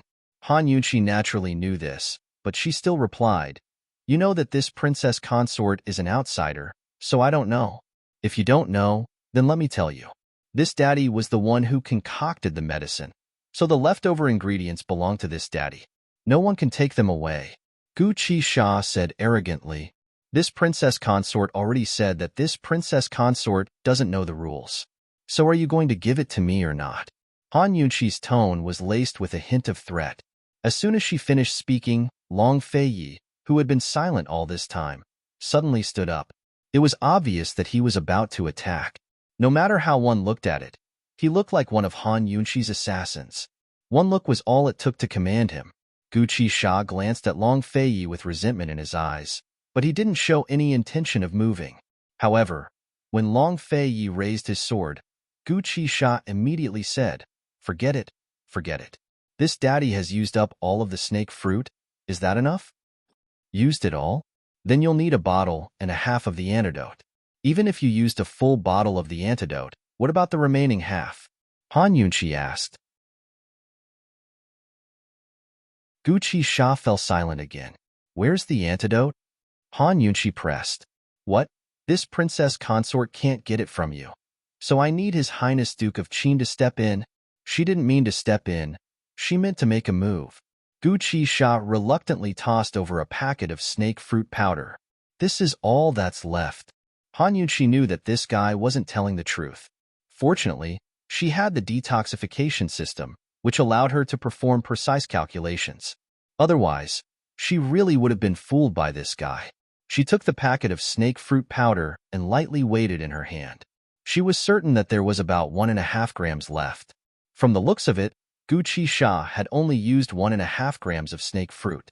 That meant that the Bear Chuan and Panoptic Red Lotus didn't have much left. In other words, there wouldn't be much antidote left.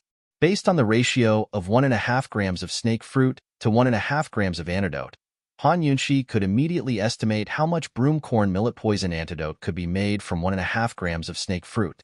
However, concocting an antidote wasn't done according to this kind of conventional ratio. The ratio would change if the ratio was adjusted. This was a professional and complicated calculation. However, with the help of the detoxification system, Han Yunqi didn't have to use her brain at all. She blurted out, Gucci Sha, you used 1.5 grams of snake fruit. This amount should be enough to make about 60% of the antidote. 60%. If Gucci Sha said he'd given Long Fei an entire bottle of antidote, then didn't that mean the remaining 40% was fake? Gucci Sha had slapped himself in the face this time. Long Fei couldn't help but smile when he heard this. Gucci Sha had been lying all this while, but this woman had exposed each and every one of his lies. He had to admit that he was impressed by Han Yunqi's ability to think and calculate. How could Gucci Sha not be impressed? He had guessed that Han Yunqi would be able to tell that the antidote was fake, but he hadn't expected that Han Yunqi would be able to make such a complicated and precise calculation. He had originally planned to lure her into calculating these numbers, but now, he hadn't done anything and Han Yunqi had already calculated everything. This conclusion of slapping himself in the face was exactly what he had wanted. Gucci Sha was overjoyed, but he pretended to fly into a rage out of humiliation. Han Yunqi, that's enough. It's just a portion of the antidote. I'll return it to you. As he spoke, he pulled out a porcelain bottle and threw it at her. Han Yunqi caught it and immediately weighed it in her hand. This bottle only contained 10% of the antidote. She had just separated 40% of the antidote from Long Fei's bottle of 80% full antidote. Adding the 10% that Gucci Sha had given her, it was only 50%. There was still 10% missing. Han Yunqi angrily slammed the bottle onto the table and said angrily, Gucci Sha, we've already reached this point, and you still want to keep it for yourself? Take out the remaining 10%. The moment she said this, Gu Qixia was enraged. This old man gave you a full bottle and half of it was the real antidote. You've been lying from the start. Do you still think that your words can be trusted? It's clearly only 80%. You still want to argue? Han Yunqi angrily retorted. Gu Qixia suddenly stood up. Han Yunqi, this old man's mouth is full of lies. But this old man is telling the truth. Go and ask Long Feiyi yourself whether or not this old man gave you a full bottle. Han Yunqi wouldn't ask Long Feiyi because she didn't think it was necessary. Coldly, she replied, "Why should this princess believe you?" In reality, Gu Qixia had already prepared everything. He was just pretending to be deep in thought and didn't say anything. Han Yunqi's lips curled into a mocking smile as she calmly sat down. She was waiting. Long Feiyi was also waiting. The amount of antidote had already been calculated. As for how much he would get and how much Gu Qixia would keep for himself, these were things that no matter how good one's calculation skills were, they wouldn't be able to calculate. Without any evidence, no one could say for sure. Furthermore, what evidence could there be for something like this? When he took the antidote away, there was no notary to testify, and he couldn't accurately calculate the amount of antidote. Now, it was time to see who could win Han Yunqi's trust more. Long Feiyi continued to drink his tea without batting an eyelid while Han Yunqi looked at Gu Qixia and began to calculate her compensation. Unexpectedly, at this moment, Gu Qixia suddenly looked over. "Qin Wangfei, I have evidence." Long Feiyi immediately looked over. Han Yunqi, on the other hand, didn't think much of it.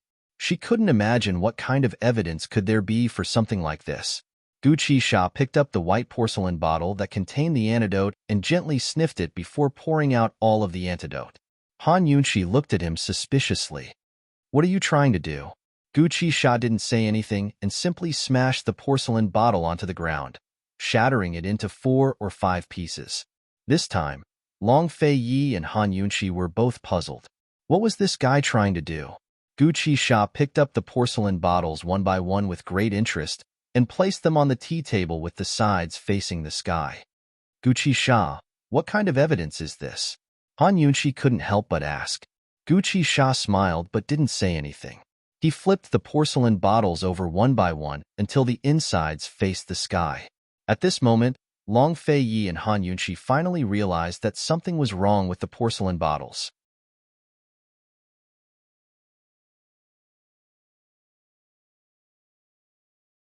Chapter 465. Gu Qixia flipped the fragments over one by one, only to see that the insides of the fragments had all turned black. How could this be? What could have caused this white porcelain to turn black? Porcelain and glass utensils were very stable. If it was not under high temperature, they would not be corroded by drugs. Even some strong acidic drugs would not be able to damage porcelain and glass utensils. Therefore, most of the bottles used to store drugs were porcelain and glass.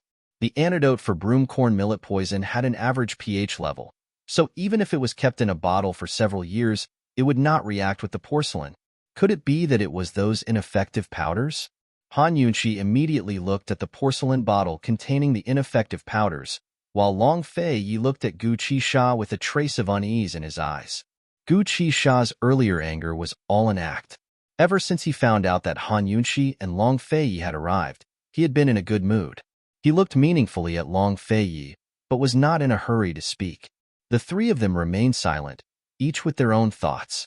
Han Yunqi had already activated the detoxification system to conduct a thorough analysis of the ineffective powders.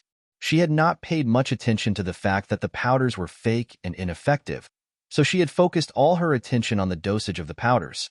From Han Yunqi's experience, the black porcelain bottle was most likely caused by the ineffective powders.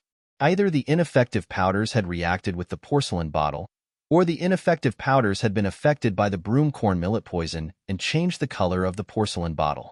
Medicine, regardless of whether it was Western medicine, Chinese medicine, or toxicology, was very similar to the principles of chemistry. They were all about the reaction of various medicinal ingredients. In order to understand the reaction of these medicinal ingredients, one must have a deep understanding of the various ingredients in these medicinal ingredients. Gu Qixia had used an ineffective medicinal powder, but there were too many types of such powders. Han Yunqi didn't know much about the one before her, but she knew that it wouldn't affect the antidote's effects, aura, or color when mixed into the antidote. As for other information, she really did not know. Under such circumstances, if she wanted to solve the mystery of why the porcelain bottle turned black, there was only one way, and that was to do an experiment on the spot. However, the powerful existence of the detoxification system allowed Han Yunqi to avoid the troublesome experimental steps. When Gu Qixia saw the serious expression on Han Yunqi's face, the playful look in his eyes deepened. He had concocted these useless powders specifically to trick Long Fei Yi. No matter how capable Han Yunqi was, she wouldn't be able to figure it out just by thinking about it. He conservatively estimated that this girl must be doing a complicated experiment, and it would take at least 2 or 3 days to get the answer. In fact, not to mention 2 or 3 days, even if it was 2 or 3 years, he would be more than happy to oblige. In any case, when he looked at this girl, his time would always pass very quickly, and it would seem that his life was not so long. Gu Qixia had specially brewed a cup of the highest quality tea. Without saying a word, he poured 2 cups for Long Fei Yi and Han Yunqi with a faint smile on his face. Han Yunqi was so focused on cooperating with the detoxification system that she did not notice the uniqueness of the tea's fragrance. However, Long Fei Yi immediately recognized it. This was Red South Peak. Long Fei Yi's suspicious gaze swept past Gu Qixia's eyes. He picked up the tea and sipped it, remaining silent. "Esteemed Wang Fei, you should try it too." Gu Qixia smiled. However, Han Yunqi suddenly asked in a cold voice, "Gu Qixia, what do you mean by that? What do you mean by that?" Gu Qixia feigned ignorance. He thought that this girl had probably guessed that there was something wrong with the useless powders. No wonder he admired her so much. She really was an expert. "There's an ingredient called poppy grass in these useless powders, right?" Han Yunqi asked. Gu Qixia was surprised. "You can tell? So I'm right?" Han Yunqi asked back. "Yes." Gu Qixia generously admitted that there was indeed poppy grass in the useless powders. However, the amount was very small. It was not something that a normal person could detect just by smelling or tasting it. He had originally thought that aside from himself, anyone who wanted to detect poppy grass in these powders would have to do a series of tests to detect it. How did this girl discover it? Judging by her expression, she probably did not do any tests on these useless powders before coming here. Gu Qixia was still puzzling over this when Han Yunqi asked, "In the antidote for broomcorn millet poison, when the fruity scent of the serpent fruit and the vermilion water of the panoptic red lotus are mixed together, they form something called mulberry mugwort. Is that right?" Gu Qixia narrowed his eyes. "That's right. Once mulberry mugwort and poppy grass are placed together and sealed together in porcelain, they will burn the porcelain and cause it to turn black," Han Yunqi explained before elegantly sipping her tea. Gu Qixia was already stunned. He simply could not believe his ears. This girl was absolutely right. How could this be? Although poppy grass, mulberry mugwort, and vermilion water were not very rare and were not known to many people, this combination reaction, including the reaction between them and porcelain, was something that no one knew about. After all, he had spent 3 days and gone through a series of precise extraction, calculations, and concoctions before he could arrive at this conclusion. How could Han Yunqi have figured it all out after looking at it for such a short while? Gu Qixia stared fixedly at Han Yunqi's clear and bright eyes. He almost suspected that this girl's eyes were a pair of demonic pupils. Han Yunqi knew that Gu Qixia was looking at her and knew that he would be shocked. However, she remained calm and continued to sip her tea. She only felt that the fragrance of this tea was very familiar, but could not pinpoint the exact type of tea. She guessed that it was a very rare type. Actually, her detoxification system did not store this type of useless powders. However, the detoxification system had all the ingredients in the useless powders, so it could provide a perfect answer. However, she did not understand Gu Qixia's motive for doing this. After the time it takes to brew a cup of tea, she finally spoke. "Gu Qixia, you've turned the porcelain bottle black. How do you prove that you didn't secretly keep that 10% of the antidote?" No matter how complicated the process was, they wanted to pursue the matter of the missing 10% of the antidote. Gu Qixia finally regained his senses and smiled. Little girl, then do you know how long the mulberry mugwort and poppy grass had to be sealed in the porcelain bottle for the bottle to turn black? And how much of the antidote was needed to turn the entire bottle black? Once he said this, the expressionless Long Fei Ye's face suddenly changed. He understood now.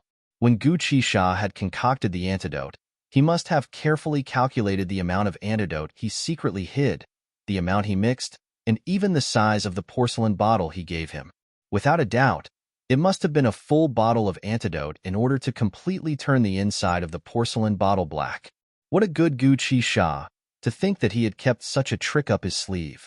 It went without saying that this was proof enough to prove that he had taken away a full bottle of antidote. Seeing that he could no longer hide the matter of the bottle's weight, Long Fei Yi remained as calm as Mount Tai.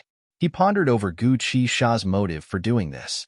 If he wanted to secretly hide the antidote, he could have just mixed it up. Why did he have to leave such a trick up his sleeve to prove that he had given him a full bottle? At this moment, Han Yunxi was silent. Little girl, do you know or not? Gu Qisha chuckled as he asked. Han Yunxi had not realized this point. If she wanted an answer, she would have estimated the size of the porcelain bottle and the detoxification system would have given her the answer. However, she did not move for a long time and felt uneasy for some reason. Since Gu Qisha dared to ask such a question, he must have a lot of confidence. Little girl, it looks like you don't know. Hee, then let's try it out on the spot. Gu Qisha's voice was full of glee. He quickly took out a small porcelain bottle that was half the size of the previous one and added 30% of the antidote to the broomcorn millet poison and 20% of the ineffective medicinal powder. Then, he deliberately slowed down his movements and smiled at Han Yunxi as he slowly poured the powder into the porcelain bottle. Although he was smiling at Han Yunxi, he had been paying attention to Long Fei Yi from the corner of his eyes. The show that he had been waiting for was about to begin. The big event that he had been preparing for a long time was about to happen. As the medicinal powder was slowly poured into the porcelain bottle, the truth would be revealed. Han Yunxi could not help but look at Long Fei Yi. Only then did she realize that Long Fei Yi was also looking at her. At this moment, it was unknown what Han Yunxi was thinking. Her expression was unsightly, heavy, and complicated. On the other hand, Long Fei Yi appeared calm, but his usually cold and aloof eyes were heavy. The two of them looked at each other in silence. Only they knew what each other was thinking. Seeing this, Gu Qisha lightly snorted. Little girl, this bottle is half the size of the original bottle. This medicinal powder is 30% of the real medicine and 20% of the fake medicine. Mix it according to the original ratio, and the amount is also half of the original. Look carefully. Han Yunxi looked at him silently and did not reply. Gu Qisha had already poured all the medicinal powder into the bottle. He raised it high and gently shook it in front of Han Yunxi and Long Fei Yi. Then, he poured out all the medicinal powder and handed the porcelain bottle to Han Yunxi. Little girl, take a look at this. Han Yunxi did not take the bottle. Gu Qisha laughed. What, you don't dare? Why don't His Highness Duke of Qin do it instead? As soon as he finished speaking, Han Yunxi decisively picked up the porcelain bottle and smashed it on the ground. The shattered pieces scattered all over the floor. Some of them were facing upwards, while others were facing downwards. Han Yunxi seemed to be competing with Gu Qisha. She immediately bent down to pick them up. Long Fei Yi could not stop her even if he wanted to. He had only picked up the second piece when his index finger was cut. Long Fei Yi frowned slightly. He took her hand and gently sucked on her index finger. His eyes were lowered, and he was exceptionally focused. His movements were very gentle and delicate. Han Yunxi could even feel the tip of his tongue gently pressing against her fingertip. This feeling was too wonderful for words. For a moment, Han Yunxi forgot about the situation they were in. She also forgot that the shattered pieces on the ground were about to reveal the answer. Your Highness, you must not know how handsome you look when you're serious. Gu Qisha stared at the sight as his eyes turned cold. He refused to believe that Long Fei could remain so calm and collected at a time like this. Long Fei Yi was indeed able to keep his composure. After Han Yunxi's finger had stopped bleeding, he personally picked up the shattered pieces. Every time he picked up a piece, he would turn it upside down. Without exception, the insides of these shattered pieces were all black. Soon, all the shattered pieces were on the table. They were all black. Gucci Sha was no longer in the mood to take things slowly. He took out another porcelain bottle of the same size and poured 80% of the antidote into it. He gently shook it and poured out the antidote. He personally shattered the bottle and picked up the shattered pieces one by one. This time, however, the shattered pieces were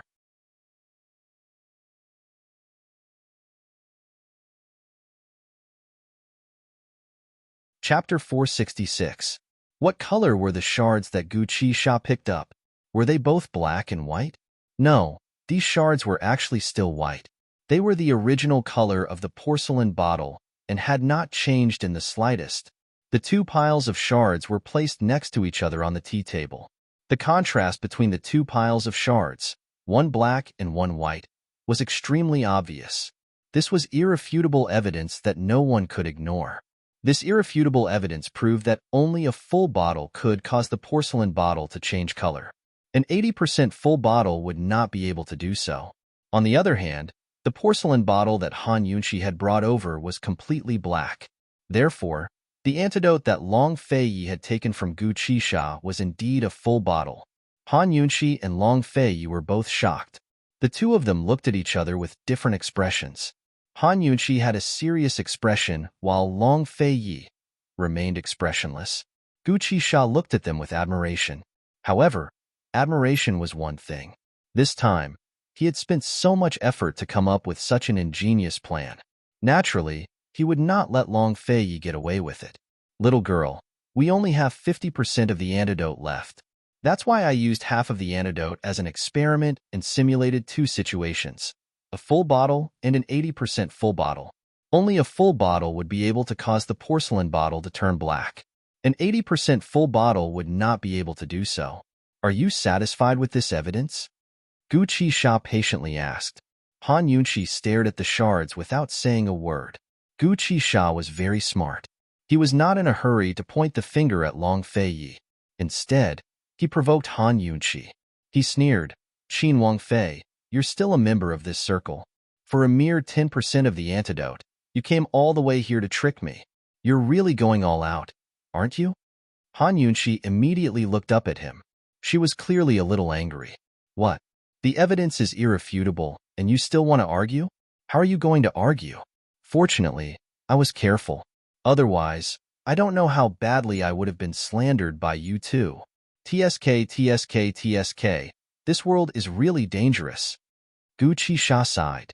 Looking at Han Yunxi's solemn little face, Long Fei Yi, who was always calm, finally showed a worried expression. He knew very well that he should defend himself against Gu Qisha's provocation, but how was he supposed to defend himself? Gu Qisha's trap was too professional. Even though he had learned a lot about the antidote from Medicine City's Elder Wang, he still couldn't guard against a genius pharmacist like Gu Qisha. He hadn't underestimated Gu Qisha's professionalism, but he'd underestimated Gu Qisha's motives. He had a hunch that Gu Qisha had mixed things up and left a trick up his sleeve to lure Han Yunxi over. Aya, Princess Consort, say something. Was it you who tricked me, or was it me who tricked you? What kind of debt are you here to collect? Gu Qisha's tone was so exaggerated that anyone who heard it would have the urge to beat him up. Long Fei Yi couldn't hold himself back from provoking Han Yunxi like this. Just as he was about to speak up, Han Yunxi angrily said, "Gu Qisha, have you had enough? Some people are shameless, and you're one of those shameless people." Gu Qisha was stunned. This little girl was still scolding him? The evidence was right in front of them. Yet she still wasn't going to question Long Fei Yi? Long Fei Yi was also surprised. He should have been nervous, but for some reason, a faint smile appeared on his face. Just as Gu Qisha was about to argue his case, Han Yunxi was filled with righteous indignation.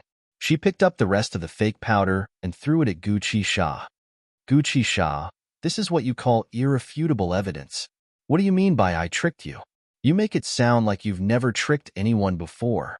Let's talk about whether the bottle is full or not later. First, you'd better explain yourself. The powder covered Gu Qisha's black mask and even stuck to his long eyelashes.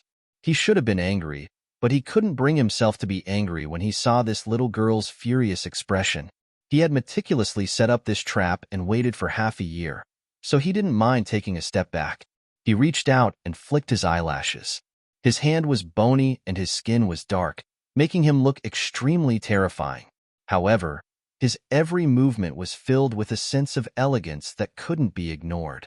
He flicked the powder off his eyelashes, then slowly brushed the powder off his black mask. Only then did he speak, "My lord, I dared a lie."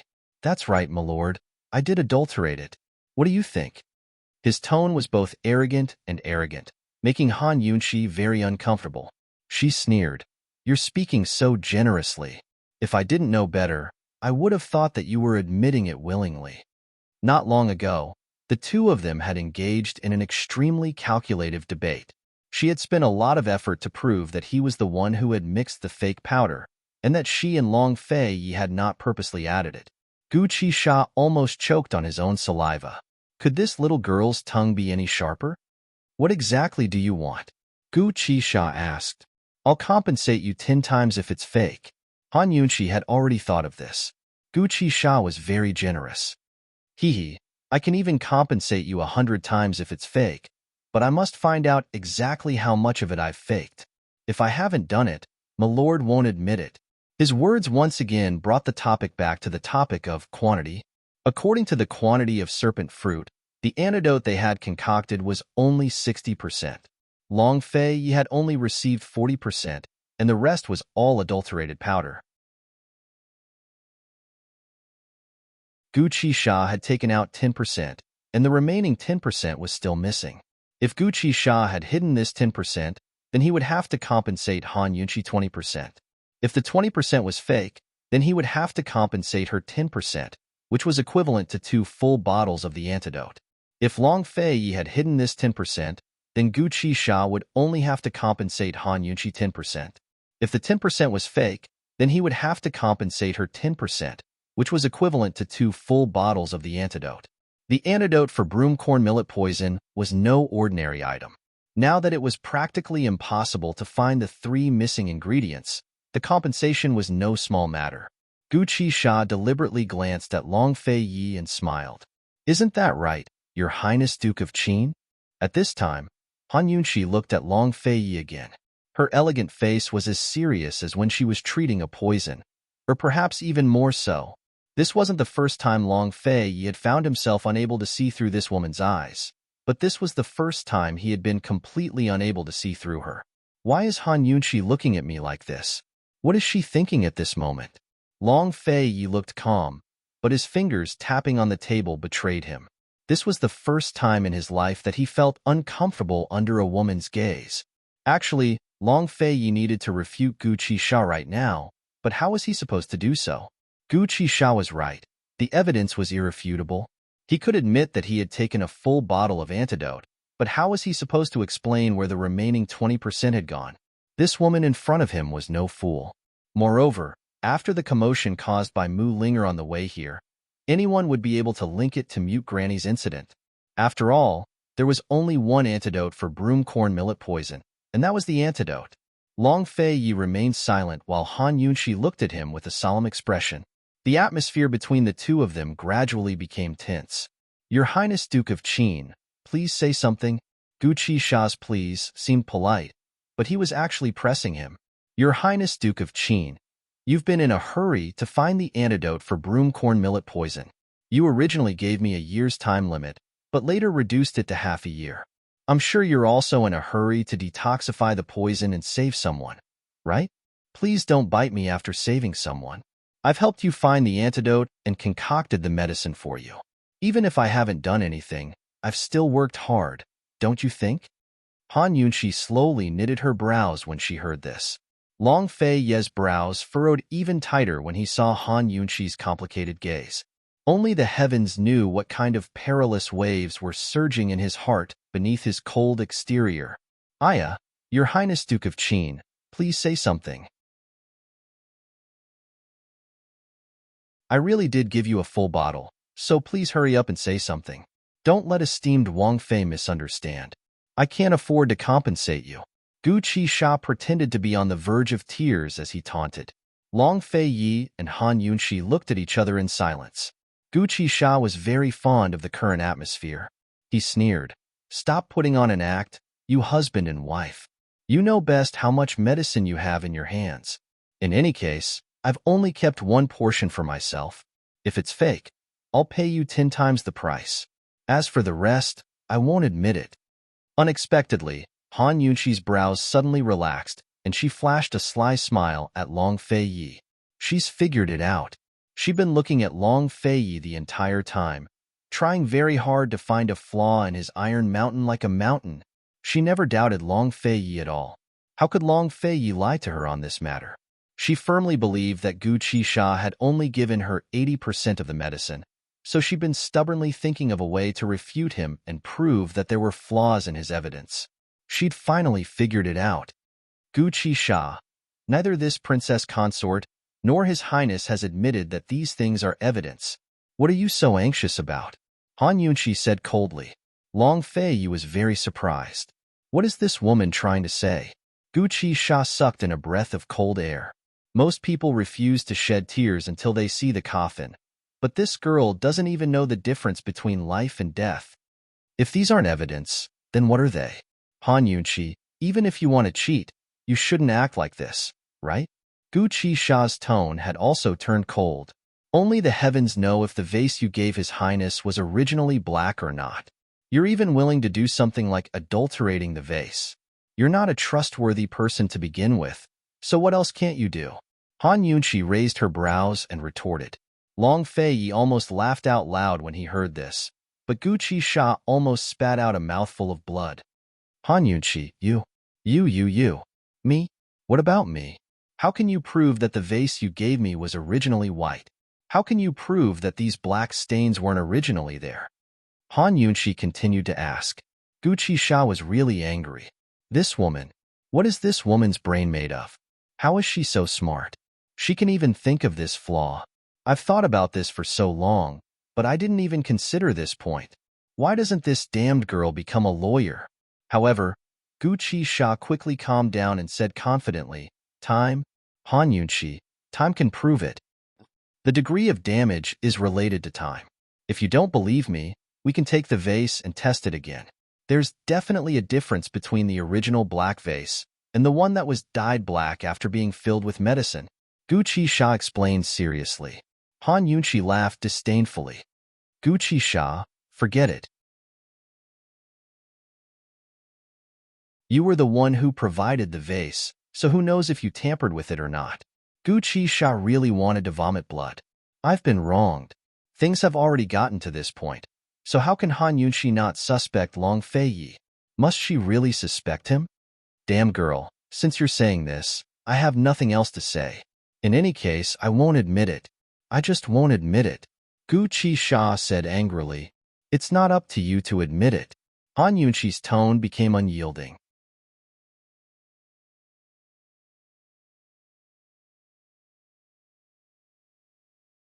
Chapter 467.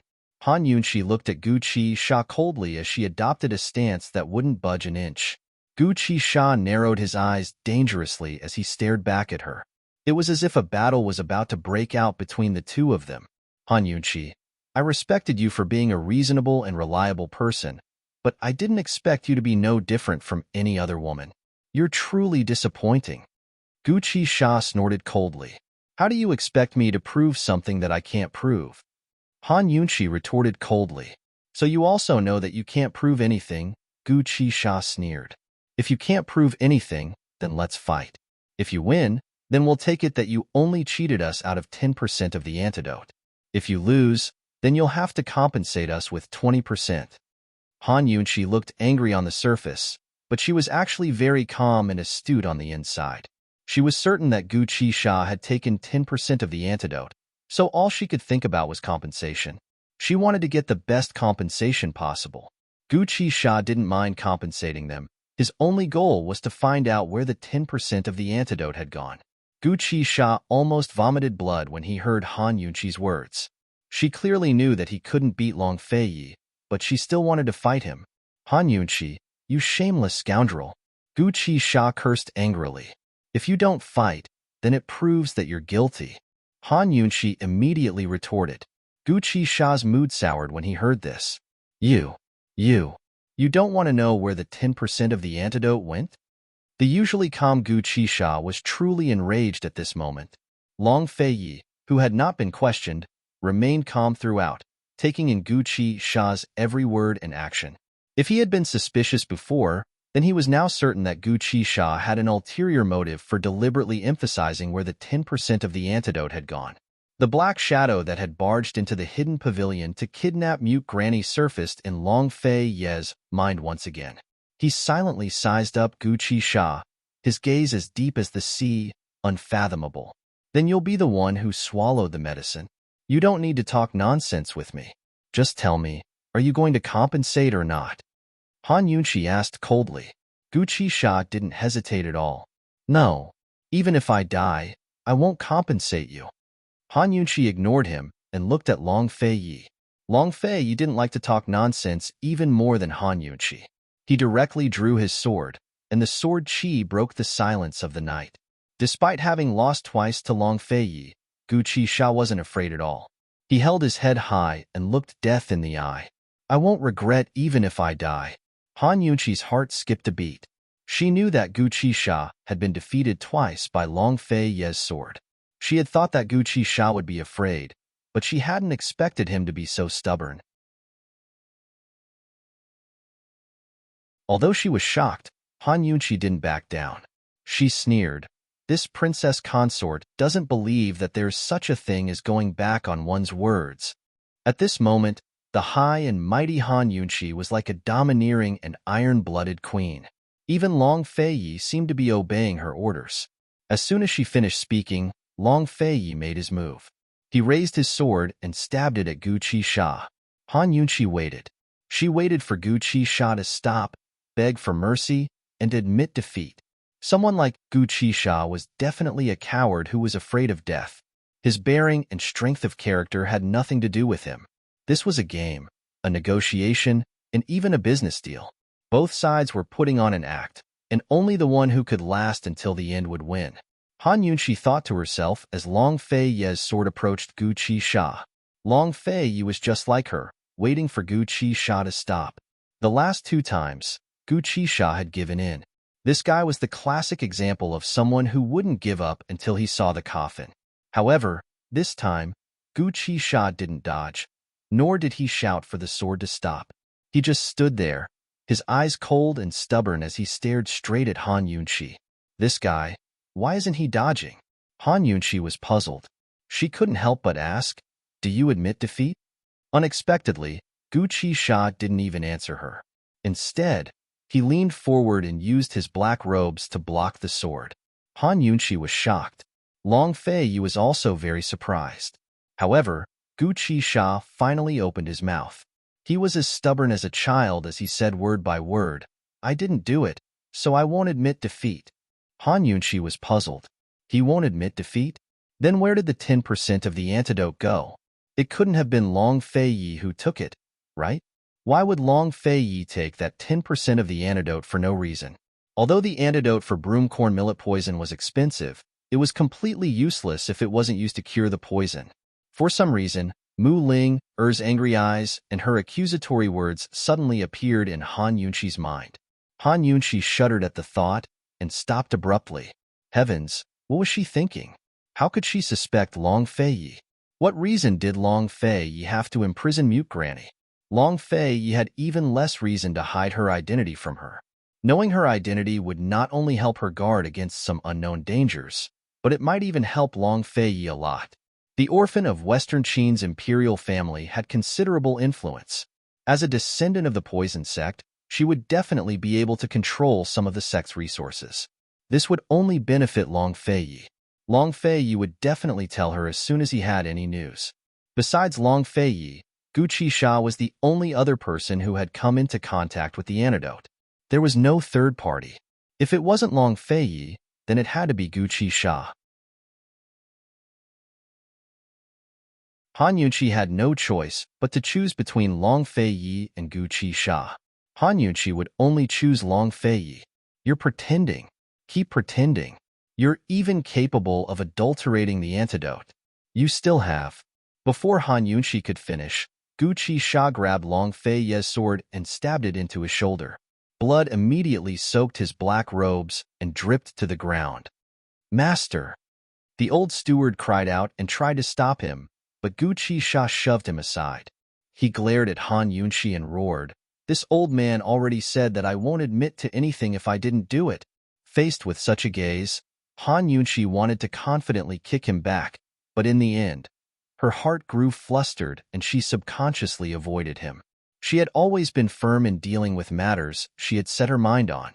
Why was she so afraid to look Gu Qixia in the eye this time? Could it be that she had wavered? Han Yunshi furrowed her brows and looked at Long Fei Yi. Long Fei Ye's heart skipped a beat, but he was never one to drag his feet or hesitate. He was terrifyingly decisive. He didn't look at Han Yunshi. Instead, a cold light flashed in his eyes as he pulled out his sword and stabbed it towards Gu Qixia's heart. This sword technique and strength were exactly the same as the one he'd used to stab the black-robed man in the heart. If Gu Qixia died, everything would be over. If Gu Qixia didn't die, he would have discovered a secret. Han Yunshi was shocked. She didn't expect Long Fei Yi to be so ruthless. She couldn't regain her senses for a moment. However, Gu Qixia was still staring at her, completely unfazed by Long Fei Ye's sword. Just like that, the blade of the sword closed in and stabbed towards Gu Qixia. At the same time, Gu Qixia abruptly retreated a large step to avoid Long Fei's sword by a hair's breadth. Yes, he avoided it. Han Yunshi's taut nerves immediately relaxed. She couldn't help but exhale, secretly rejoicing. However, she soon realized that something was wrong. What was she rejoicing about? Rejoicing my ass. Gu Qixia retreated and said that he wouldn't admit to anything even if he died. In the end, he still managed to avoid the sword that was aimed at his heart. Although a piercing wound would cause a lot of blood, it wouldn't kill him. She was almost fooled by this despicable and cunning bastard. Long Fei smiled coldly before withdrawing his sword and wiping off the bloodstains. Han Yunshi smiled disdainfully. What? Is this what you meant by not admitting to anything even if you die? Gu Qixia stared at them for a long time without saying a word. No one knew what he was thinking. Long Fei Yi slowly wiped his sword clean, then used the same trick again. He pointed the sword at Gu Qixia's heart. This prince will ask you one last time. Do you admit to anything or not? Yes. Gu Qixia's attitude took a 180-degree turn. He reached out to remove Long Fei's sword and pressed it against his shoulder blade. Fresh blood stained his hand, staining his bony fingers red. Amidst the horror, there was a hint of desolation. Han Yunshi's doubts were dispelled just like that. Where's the medicine? Han Yunshi asked. I sold it a long time ago. Gu Qixia replied coldly. Han Yunshi was shocked. Who bought it? The buyer must be someone who needed the antidote for broomcorn millet poison. Perhaps Mute Granny really wasn't dead. Gu Qixia glanced at Long Fei Yi and snorted. I don't know. His price made me very happy. I don't care if he's a human or a dog. A cold glint flashed across Long Fei Yi's eyes, but he didn't say anything. Han Yunshi, on the other hand, was anxious. Gu Qixia, tell me who bought it. We can discuss compensation. How about it? Would you believe me if I made it up? Gu Qixia asked seriously. Han Yunshi was furious, but Gu Qixia suddenly asked, would you believe me if I said it was the Duke of Qin who bought it? Han Yunshi ignored him and said coldly, we'll compensate you 10 times if you're lying. You have to pay us 20%, which is 2 bottles of antidote. Gu Qixia sat down and said, I don't have the antidote to compensate you. Just tell me how much money you want. Tsk. What a rich and overbearing guy. He actually dares to talk about money in front of the Duke of Qin. Han Yunshi laughed. Lord Pillfiend, how much money do you think it'll take to buy 2 bottles of antidote for broomcorn millet poison? That's 2 portions of serpent fruit, bear chuan, and panoptic red lotus. These things couldn't be bought even if one had the money, and now it was even more so. Then what do you want? Gu Qixia looked cold, but he was actually disappointed and weak. Han Yunshi was waiting for him to say this. She quickly replied, I'll compensate you with medicine. What do you mean? Gu Qi asked indifferently, feeling even more powerless. Use your medicine Ghost Valley's antidotes as compensation. Bear Chuan, Panoptic Red Lotus, and Serpent Fruit are worth 20 times their original value. That's at least. As Han Yunqi spoke, her eyes swiveled before she added, for better or worse, it should be worth your Pill Fiend Valley, right? Cough. Cough, cough. The old steward suddenly started coughing violently, obviously choking on his own saliva. This princess consort wasn't asking for an exorbitant price. She was asking for an exorbitant price with 20 lions. No matter how valuable the Panoptic Red Lotus, Serpent Fruit, and Bear Chuan were, they definitely couldn't compare to Medicine Ghost Valley. What kind of joke was this woman playing?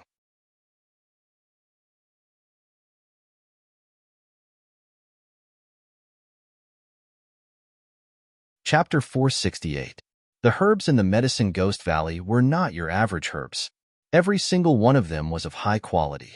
Furthermore, Pill Fiend had chosen this valley because of its climate and soil, which were very suitable for growing herbs. Therefore, the value of the Medicine Ghost Valley was far more valuable than the sum of all the herbs here. Aside from Pill Fiend himself, there was no one else in this world who could estimate the value of the Medicine Ghost Valley. Forget about the old steward. Even Long Fei was shocked by Han Yunqi's actions. He knew that this woman had been eyeing the Medicine Ghost Valley for a long time and that she would never give up on this opportunity.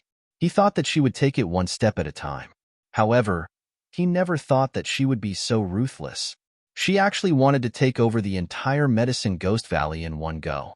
Although Long Fei didn't want to admit it, he felt that his woman wasn't here to collect a debt, but to rob him. Ruthless and barbaric, he liked it. Gu Qi looked at Han Yunqi suspiciously. What did you say? This princess wants the entire Medicine Ghost Valley. Otherwise, this matter won't end here. All right, Han Yunqi admitted that she was here to be a robber. She had wanted to take over the Medicine Ghost Valley for a long time, but she lacked a reason and an opportunity. Now, she could finally say it out loud. There was a saying that went, stealing a book is not stealing. However, Han Yunqi didn't think that stealing medicine was stealing. If she took over the entire Medicine Ghost Valley, how many people could she save? Even if she had to bear the infamy of being a robber, she would accept it. If Gu Qi wasn't convinced, then they could fight again. You want the Medicine Ghost Valley? Gu Qi muttered to himself. The room was silent. Gu Qi looked as if he was about to explode at any moment and curse Han Yunqi for going too far. However, to everyone's surprise, Gu Qi's originally dim eyes slowly lit up. He looked at Han Yunqi, and as he stared, he suddenly smiled. You want Medicine Ghost Valley? He asked again. Han Yunqi raised her chin and looked at him openly. Yes. Han Yunqi seemed to take it for granted and refused to budge an inch, but in fact, she was pretending. It wasn't her first time in the Medicine Ghost Valley. She knew how many precious medicinal herbs there were in the Medicine Ghost Valley. Although she hadn't explored all of them, the detoxification system had already detected a lot of them. The medicinal herbs in this valley were all of high quality. Moreover, there were at least thousands of precious medicinal herbs and hundreds of unique medicinal herbs. The value of the Medicine Ghost Valley was far beyond the value of the bracelet on her wrist. It was truly immeasurable. Indeed, she had intentionally raised the price by raising the price so that Gu Qi could bargain with her. Han Yunqi, do you really think I'm that easy to bully?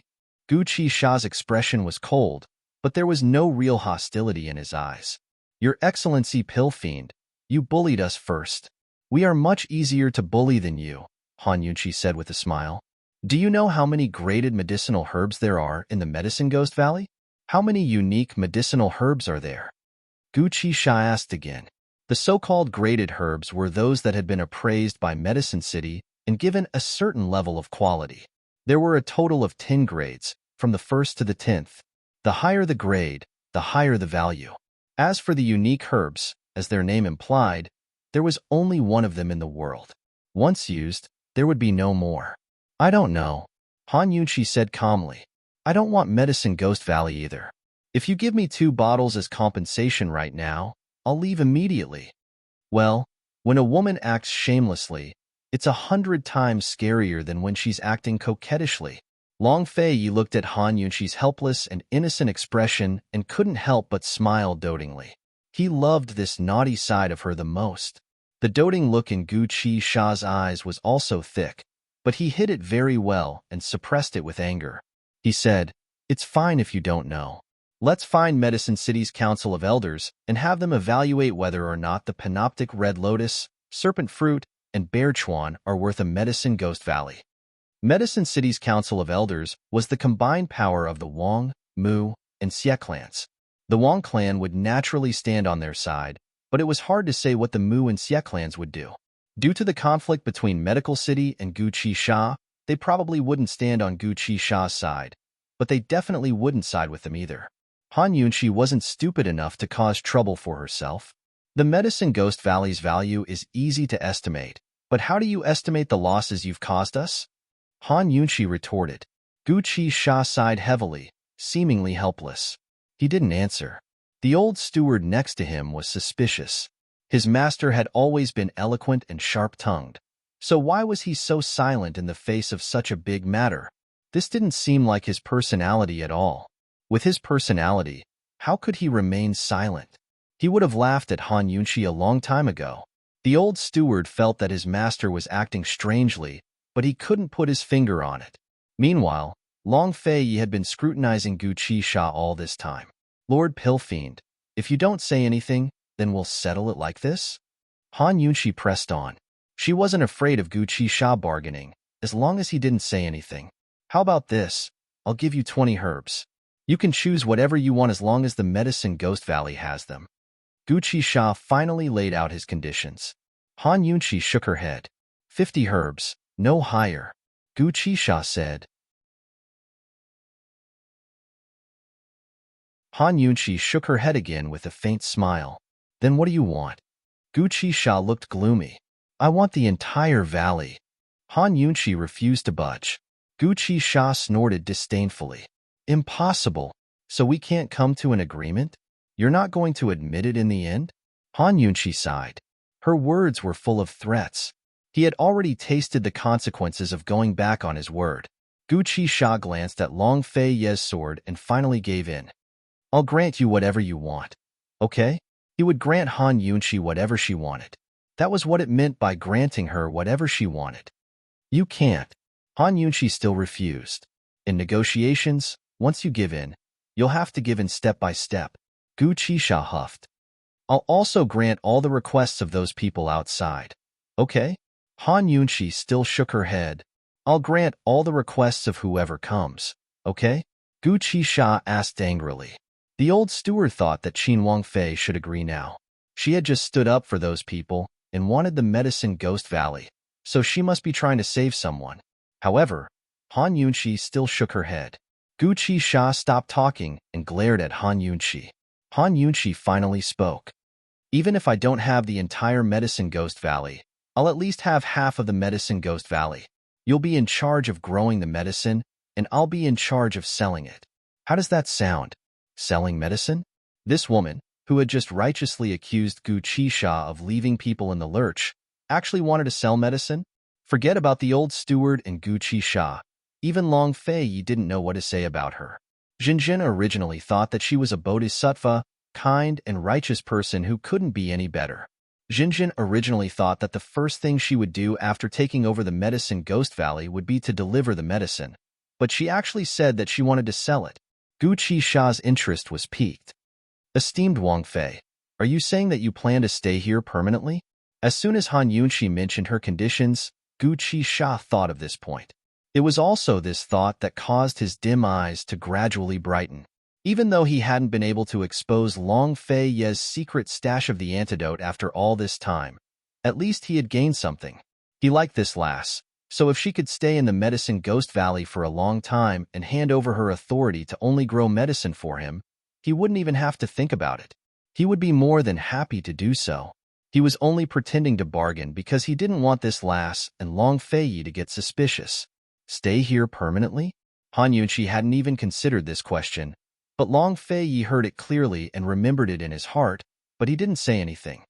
Guqi Sha, this condition is already this Wang Fei's bottom line.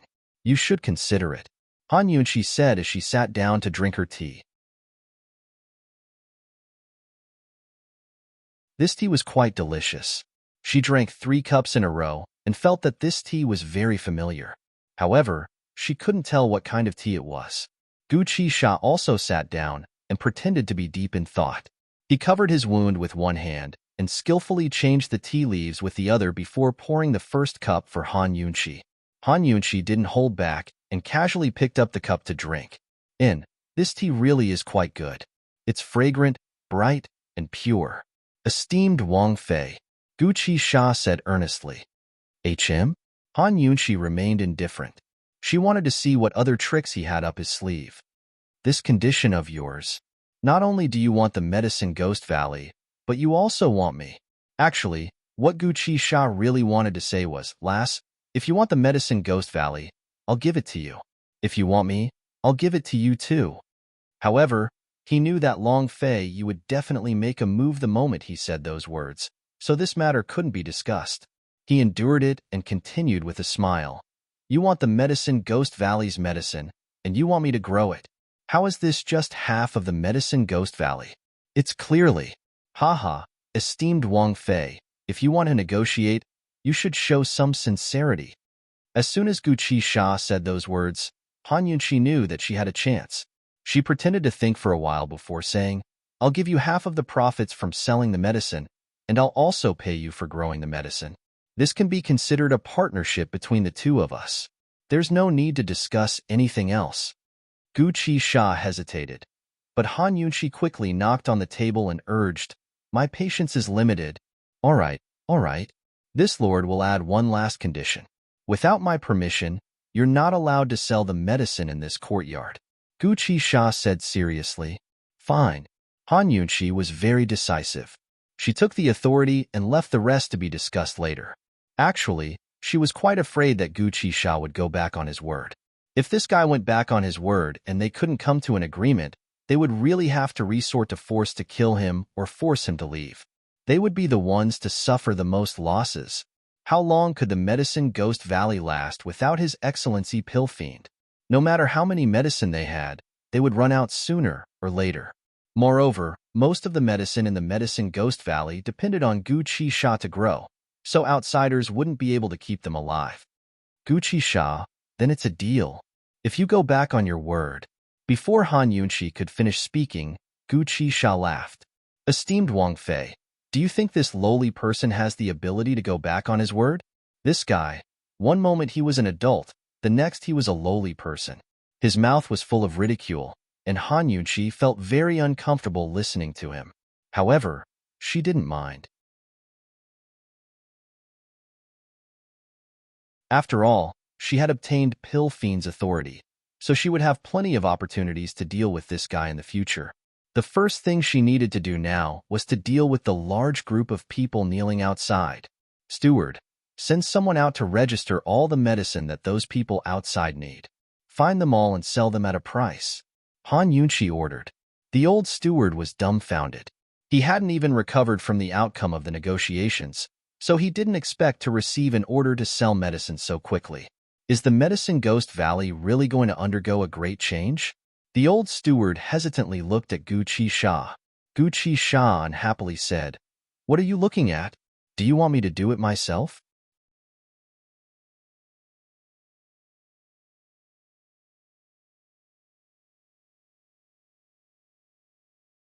Chapter 469.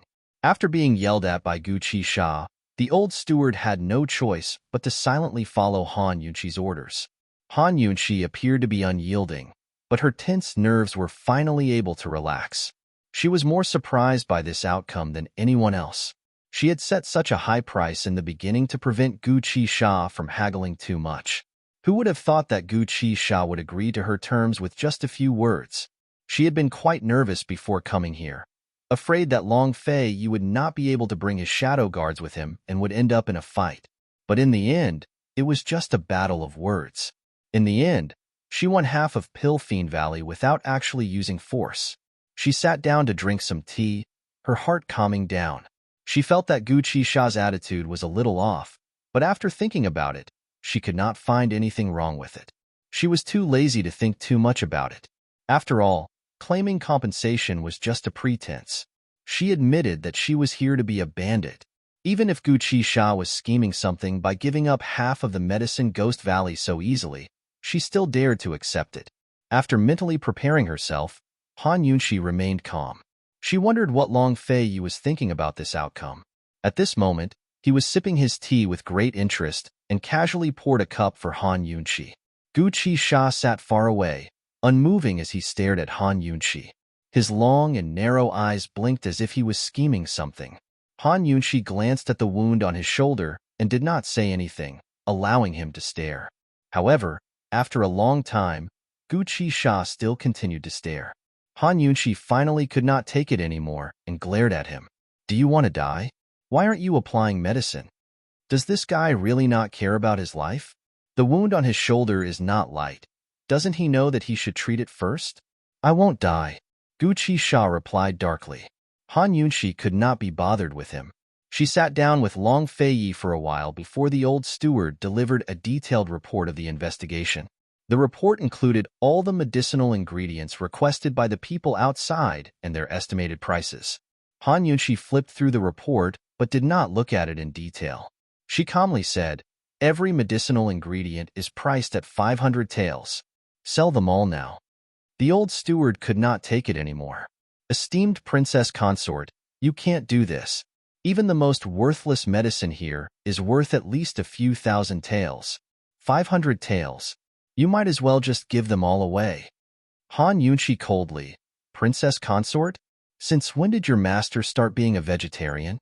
Gu Qisha said generously, I can afford it. I'll give it all to you. However, he was to give it to her to say, Princess Conan's Princess Kona half of the profits. If used, then, to you, give me the medicine goes to give them all. I won't stop you. Gu Qisha could not afford to be generous.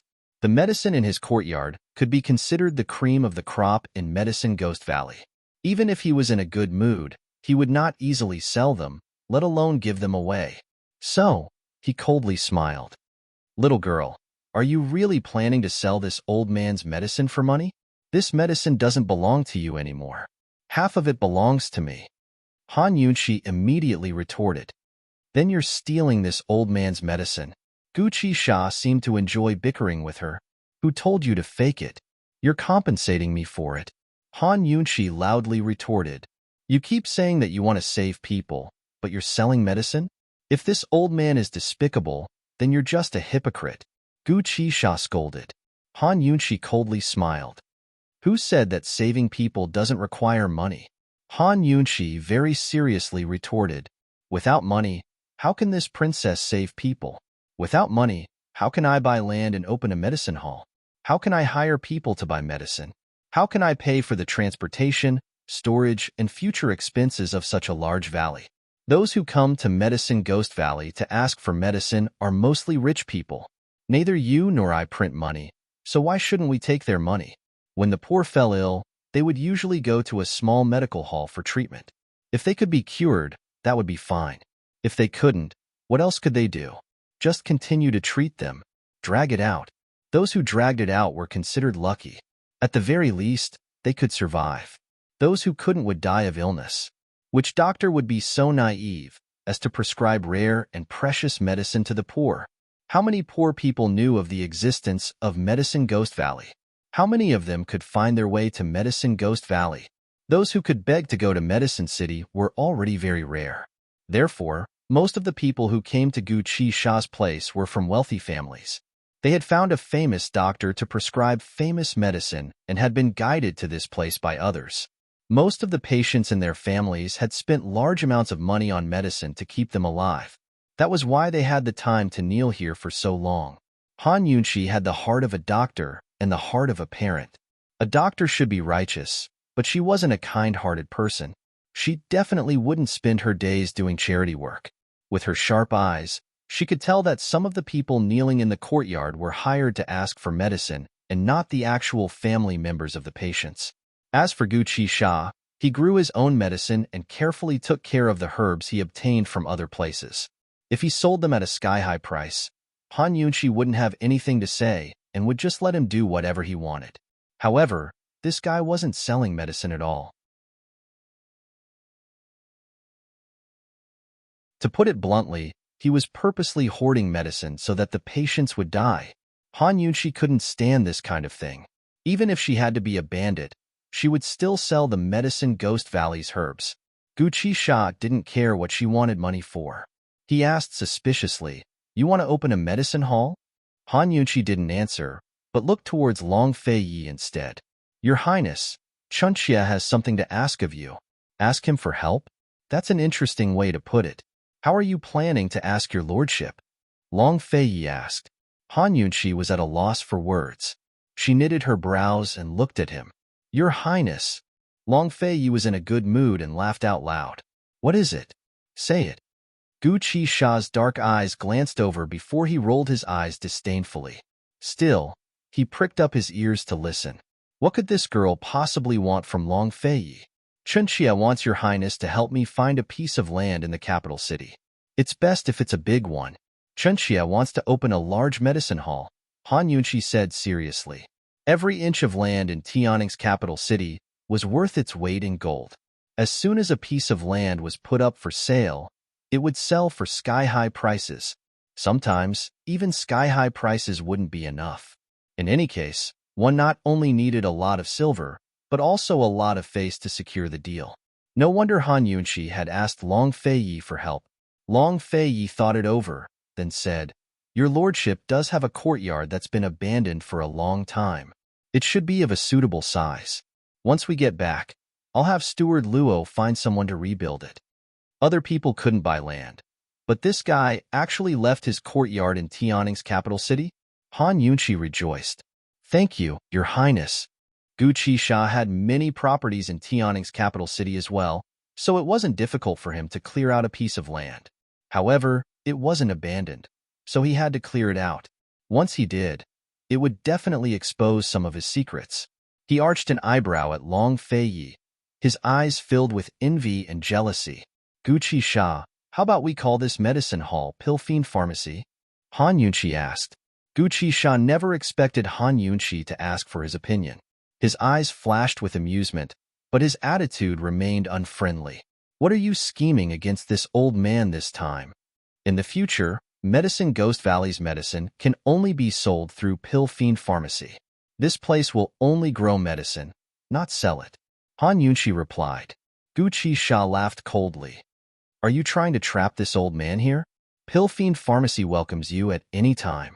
If you want to stand at the counter and sell medicine, no one will stop you," Han Yunqi said. Gu Qisha was waiting for Han Yunqi to say those exact words. He looked at her without a word, but in his heart, he muttered softly, "Han Yunqi, you smart, silly girl." Long Fei sat on one side, watching everything with his eyes, ears, and heart. He didn't bat an eyelid. Seeing the old steward still standing there, Han Yunqi knitted her brows. "What are you spacing out for? If you delay any longer, someone's going to die." If she had arrived earlier and obtained medicine Ghost Valley's medicine, perhaps the unconscious man outside wouldn't have to suffer the pain of losing his wife. Yes, this little one will go right away. The old steward suddenly didn't hate this princess consort as much. He even began to look forward to the day when Pilfine Pharmacy would open for business. The old steward brought a group of people with him and carried a large pile of medicinal ingredients. Just as he left the courtyard, he heard a commotion outside. After a while, Han Yunqi and the rest heard all sorts of words of gratitude from inside the room. Han Yunqi had originally planned to leave, but she couldn't help staying a little longer. She walked into the courtyard and peeked through the crack in the door. She saw that the sad and mournful faces were filled with joy, hope, and joy. She couldn't help smiling as well. There were countless injuries and illnesses in this world, and there was no way to cure all of them. However, she couldn't just ignore those she saw, right? She believed that after these people bought the herbs, they would quickly spread the news that Pilfiend Valley was selling herbs. When that time came, she would have to adjust the price of the herbs. Some herbs should be sold at sky-high prices, but they should still be sold at sky-high prices. Although Long Fei had plenty of money for her to squander, Long Fei probably had a lot of people under him. His expenses were high and would only grow larger in the future. Han Yunxi didn't want her heart as a doctor to drag Long Fei down. Moreover, doing charity needed to be a source of income. Only with a virtuous cycle could it last. Of course, Han Yunxi didn't really want to take advantage of Gu Qisha. She planned to wait until Pilfiend Pharmacy was completed before asking Gu for help. She would have him persuade Mu Ling to come to Pilfiend Pharmacy. After that, she would split the money with Mu Ling as her commission. From what she knew, Mu Ling was still being hunted down by Medicine City's Council of Elders because of what happened at the Empress Dowager's birthday banquet. From time to time, people would go to the Mu residence to ask for her. Mu Ling hadn't shown her face in Medicine City for a year, and the mistress of the Mu clan, who was in charge of the finances, had long cut off Mu Ling's source of income. She really didn't know what that girl had been doing for the past year and how she had survived. Thinking up to here, Han Yunxi recalled how Mu Ling had stopped the carriage and cursed at her. She had no way of explaining this misunderstanding to Mu Ling so she could only rely on Gu. Seeing Han Yunxi smile so happily, Gu Qisha grinned as well. What medicinal ingredients, what silver, what amount of compensation, none of that mattered to him anymore. After Han Yunxi and Long Fei left, Gu Qisha said to the old steward, "Remember, from now on, call Han Yunxi mistress." The old steward couldn't help but roll his eyes. He said seriously, "Master, this isn't appropriate." "How is it inappropriate?" Gu Qisha asked.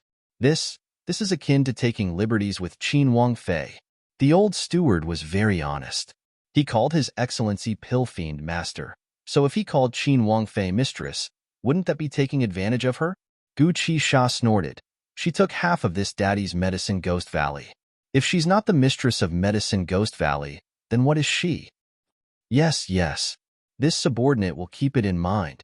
The old steward could only reply half-heartedly. In any case, there was no way he could call her mistress in front of Qin Wang Fei and His Highness Duke of Qin.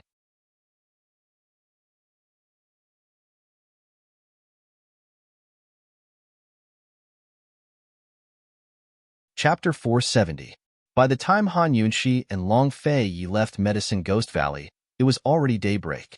Han Yunxi didn't catch up on sleep after a sleepless night. Instead, she leaned against the window and stared at Long Fei the entire time.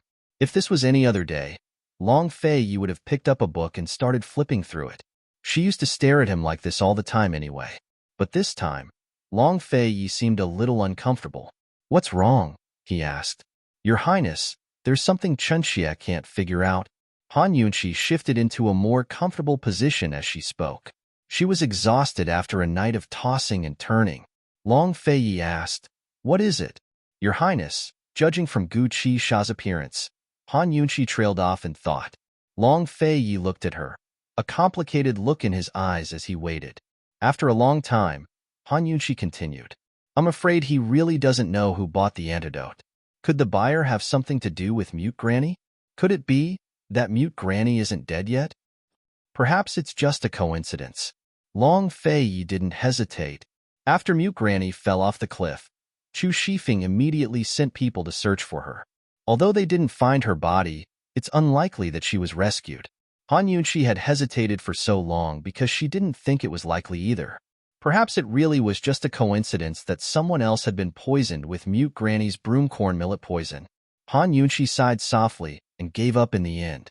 Long Fei wasn't planning to speak, but for some reason, he asked, "Han Yunxi, don't you suspect your lordship?" Han Yunxi was amused. She took it as a joke. "If Qinxia suspects your highness, will your highness admit it?" Long Fei's heart ached for her as he looked at her innocent smile. He had seen this woman's infatuated expression countless times, but this was the first time he saw her foolishness. "Han Yunxi, you're such a smart and foolish girl. Since I lied to you, no matter what, I will lie to you for the rest of my life." Long Fei Yi scooped Han Yunxi into his arms and hugged her tightly. His voice was as firm as Gu Qisha's. "Even if you beat me to death, I won't admit it." Han Yunxi burst out laughing. She really didn't think too much about it. She was a pure and resolute person. If she chose to believe, she would not doubt. Once she doubted, she would no longer believe. After a long while, Han Yunxi finally spoke.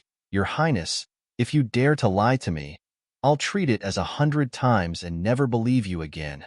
"Qin Wang Fei, are you warning me?" Long Fei Ye's hot, threatening breath brushed against Han Yunxi's shoulders. Han Yunxi immediately shrank back, but she still replied stubbornly, "Yes." Long Fei Yi didn't speak, but lowered his head to plant a deep kiss on her neck. After a long time, he finally let go. Your lordship will remember." Han Yunxi wilted.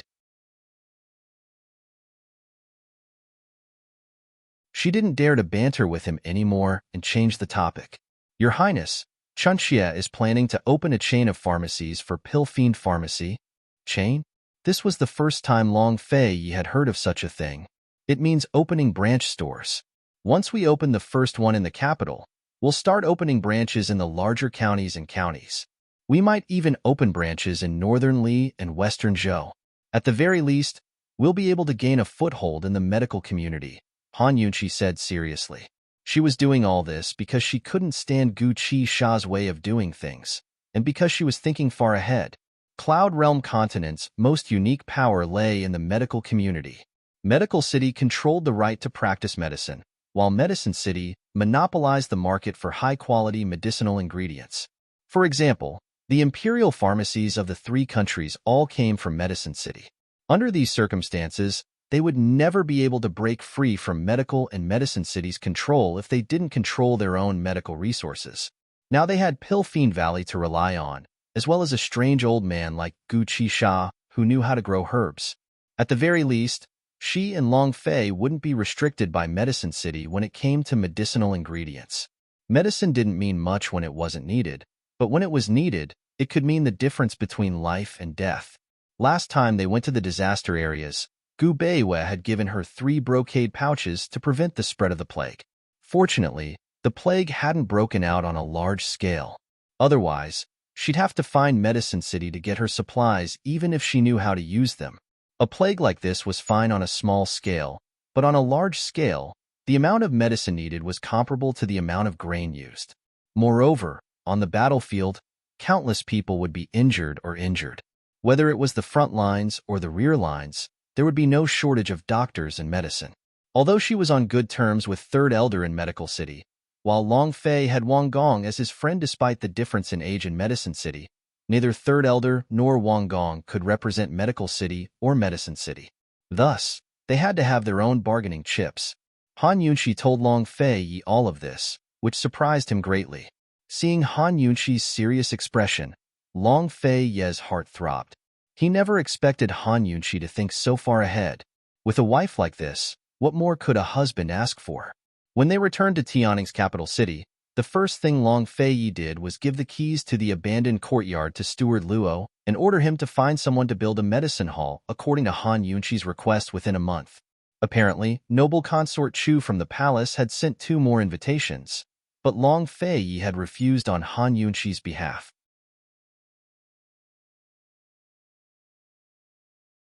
Han Yunxi had only rested for a few days before she ran all day to the construction site. Without a doubt, Pill Fiend Pharmacy would be her future base of revolution.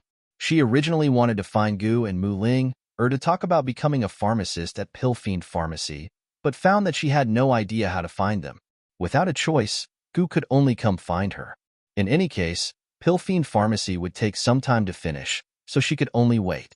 Su Xiaoyu's scalp had healed, but her hair hadn't grown back yet. Her buzz cut made her look like a tomboy.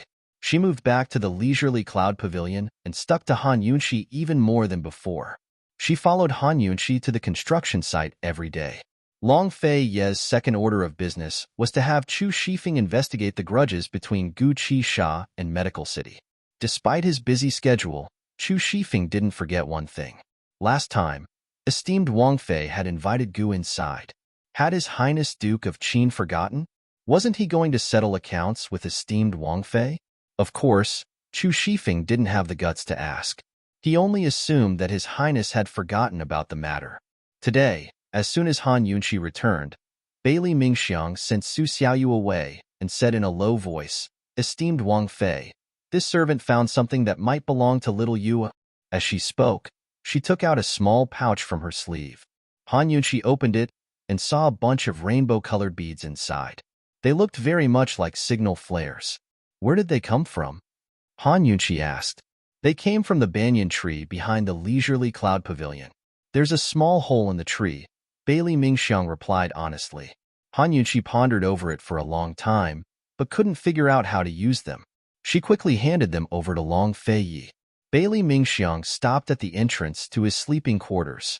Han Yunqi didn't notice, but hurried into the study. She discovered that Long Fei Yi had fallen asleep on his desk. A few secret missives were strewn across the surface, some of which had been read while others were still unopened. No matter how urgent the matter was, Han Yunqi didn't panic at the sight. Fine. Her heart ached. She sat quietly on one side, afraid to wake Long Fei Yi. He told her to rest every day, but he was so tired himself. Han Yunqi waited until night fell. Long Fei Yi's sleeping quarters were filled with stones. It was already cold, but at night, it was even colder. Han Yunqi was the mistress of the house. She easily found Long Fei Yi's cloak in the bedroom and wanted to put it on him. Who knew that just as she approached, Long Fei Yi would wake up and choke her without any explanation. Han Yunqi didn't expect this and was stunned. Long Fei Yi saw that it was her and immediately let go. Does it hurt? Han Yunqi coughed for a while before she recovered. It hurt. This guy's grip was so strong.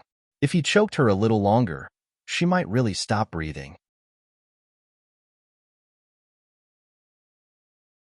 He was so alert even when he was sleeping here. No wonder he was so tired. Did this guy ever truly relax? It doesn't hurt. Han Yunqi put on the cloak. Your Highness, if it's possible, let Qinxie share some of your worries. Why are you suddenly here? Is something the matter? Long Fei Yi asked. He knew that Han Yunqi basically wouldn't come here if there wasn't anything important. Han Yunqi then remembered the thing in her hand and hurriedly showed it to Long Fei Yi. Long Fei Yi was shocked when he saw it. Where did you get it? Bailey Mingxiang found it in the tree hole behind Leisurely Cloud Pavilion. It's very likely that it belongs to Su Xiaoyu, Han Yunqi said. Long Fei Yi led Han Yunqi to the courtyard. She put one in her mouth and spat it out. This small thing actually shot up and exploded in midair, emitting a blinding white light. Although it was fleeting, it was still clear if one looked carefully. Then, he tried another one. It actually emitted a dazzling red light. Your Highness, this really is a signal flare. Han Yunqi was astonished. Without a doubt, this thing really did belong to Su Xiaoyu. This is the Western Zhou Imperial Clan's unique 7-colored signal. Different colors represent different meanings. Only the Imperial Guards can understand what it means. Long Fei Yi and Western Zhou's princess, Duamu Yao, had known each other since childhood. Duamu Yao had played with this thing when they were very young, so he recognized it. Western Zhou, Duamu Yao? Han Yunqi immediately thought of this woman. Western Zhou's Princess Yao, Long Fei Yi's junior sister, and the woman who wanted to marry into the Duke of Qin's estate. It's unlikely to be her. Duanmu Yao had been deposed by Western Zhou's emperor after being exposed for colluding with Juni Xie. She had been hiding in Tianshan Kinzhou all this time, so it wouldn't be easy for her to arrange for Su Xiaoyu to enter the Duke of Qin's estate. Moreover, it wasn't her style to do something so meticulous. Your Highness, does Chu Qingge understand the Imperial Clan's secret signal? Han Yunqi asked again. Besides Duanmu Yao, the only other person she could think of was Chu Qingge. Hadn't they saved Su Xiaoyu because of her? That doesn't seem like her style, but it's definitely related to Western Zhou's people. As Long Fei Yi spoke, he used up his signal flares one after another, causing them to explode in the air. Now that we have a clue, there's no need to fear that we won't be able to find it. Han Yunqi knew that Long Fei Yi had a plan in mind. She took out a signal flare of her own and copied Long Fei Yi's actions. Unfortunately, she didn't have any internal energy, so she couldn't detonate it. At this moment, A tall white figure stood on a rooftop not too far away from the Duke of Qin's estate. He looked in the direction of the Duke of Qin's estate, his dark eyes reflecting the flashes of light.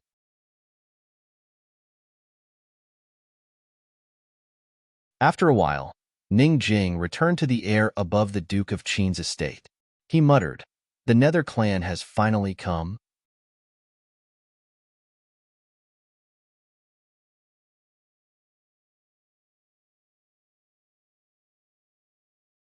Chapter 471. The moonlight was like a dream, and his white robes were whiter than snow. A clear aura emanated from the white-robed man's body, clear and untainted. His eyes were peaceful and serene, always gentle and quiet. When he looked in the direction of the Duke of Qin's estate, his gaze was filled with pity. He stood there for a long time. By the time the Duke of Qin's estate regained its peace and quiet, there were no more fireworks in the air, but he still didn't leave. It was as if his mind had wandered off, or he was thinking about something else, or maybe he was just lingering around and forgetting to leave.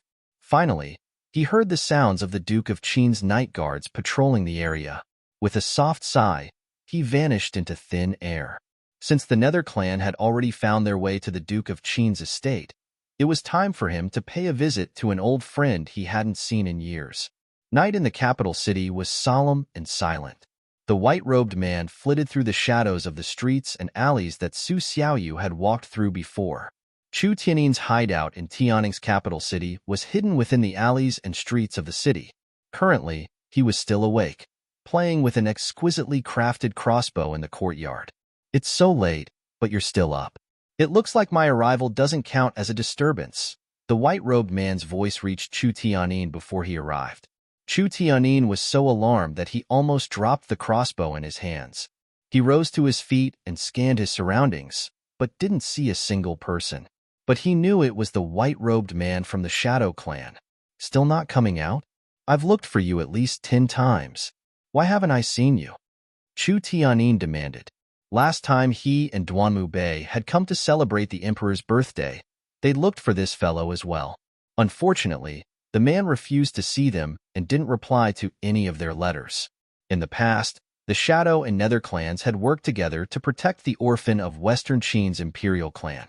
The Nether clan's Chu clan had concealed their identities and followed the Western Zhou emperor. After 2 generations of hard work, they now controlled half of Western Zhou's military power and gained a firm foothold in the region. Meanwhile, the white-robed man was the only one left of the Shadow clan. He was still a sickly invalid who relied on medicine to keep himself alive. Although the 2 clans hadn't kept in touch much, they were still aware of each other's movements over the years. One thing that Chu Tiannin was very dissatisfied with was that the Chu clan had never stopped looking for the imperial orphan all these years. However, this Shadow clan fellow didn't seem to care about this matter at all. He wasn't worried at all. "Su Xiaoyu from the Duke of Qin's manor is one of your people, right?" His deep and magnetic voice sounded especially enchanting in the quiet night. It was a pity that Chu Tiannin wasn't a woman, otherwise he would have fallen in love with it. Following the sound, he looked towards the roof and saw that the young man in white was already sitting on the roof ridge. Chu Tiannin used his lightness kung fu to fly up. Without saying anything, he actually moved his hands to remove the white-clothed young master's mask. The white-clothed man seemed to be motionless, but just as Chu Tiannin's hand was about to grab the white veil, he immediately disappeared into thin air. When he reappeared, he was already in the courtyard. Chu Tiannin chased after him and coldly snorted. "We haven't seen each other in so many years. Why don't you show your face?" Naturally, Chu Tiannin had seen the white-clothed man's true face before, but he didn't like it when the man came to see him with his face covered. They were supposed to be close allies, but the man's veil gave him a sense of alienation. The white-clothed man sat down by the stone table and said, "You wouldn't be stupid enough to provoke the Duke of Qin's manor at a time like this, would you?" Chu Tiannin had hidden himself in Tianning's capital city for 2 reasons. 1. Han Yunxi. Another, he was Chu Qing's military advisor behind the scenes. He wanted to help her seize the position of empress, which was ultimately to seize power in Tianning. When it came to fighting for power, The Duke of Qin's manner was his strongest and final enemy. But Chu Tianyin wasn't stupid enough to provoke the Duke of Qin at a time like this. He had sent Su Xiaoyu into the Duke of Qin's estate purely to confirm whether or not Han Yunqi had a phoenix birthmark on her back. I mentioned this in my secret letter to you last year. You didn't read it? Chu Tianyin asked with furrowed brows. He had written this man a letter before coming to Tianning's capital city to mention his suspicions about Han Yunqi. In front of all the servants, Chu Tianyin was always methodical and calm. However, in front of the white-clothed gentleman, he could not remain calm. He had always hoped that the white-clothed gentleman would help him, but the white-clothed gentleman did not even reply to a single letter. How could it be her? The white-robed man was astonished. Then did Su Xiaoyu see that birthmark? Chu Tianyin's expression turned even uglier. He didn't reply, so the white-robed man asked again, "So, you found the wrong person?" Chu Tianyin was very gloomy. "Our only clue is gone, and we even lost a servant girl." The white-robed man silently exhaled. He had no idea why Su Xiaoyu had given him the wrong information, but this result was worth celebrating. "What do we do now?" Chu Tianyin asked. "We'll keep looking. What else can we do?" The white-robed man retorted. Chu Tianyin grew angry. "Is this the so-called loyalty of your shadow clan? Your so-called protection? You've already lost her, but you still have this attitude? Then what kind of attitude should I have? Not looking?"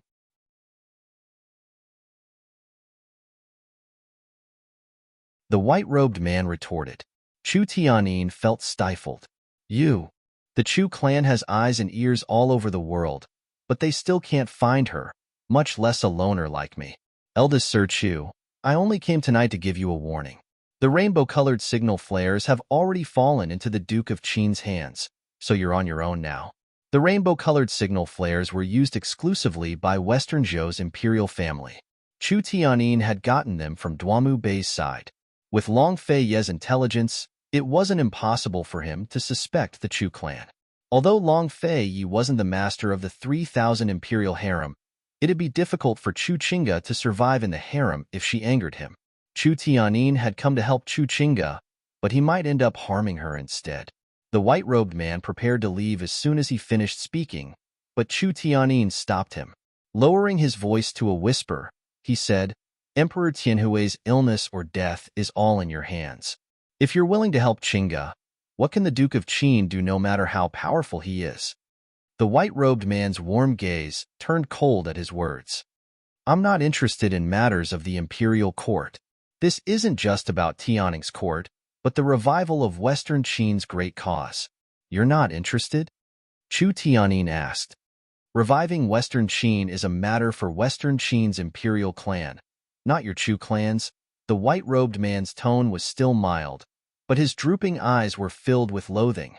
What he hated the most was nothing more than recruiting soldiers and fighting for power under the banner of assisting the imperial family and reviving the great cause of the imperial family. He wasn't sure if Chu Tianyin was the same, but he was certain that the elders of the Chu clan all harbored such selfish motives. Chu Tianyin only felt that the white-robed man couldn't be reasoned with. He was about to retort when the man's figure flashed away. There were many things he could help with, but the Shadow Clan's protection was only protection.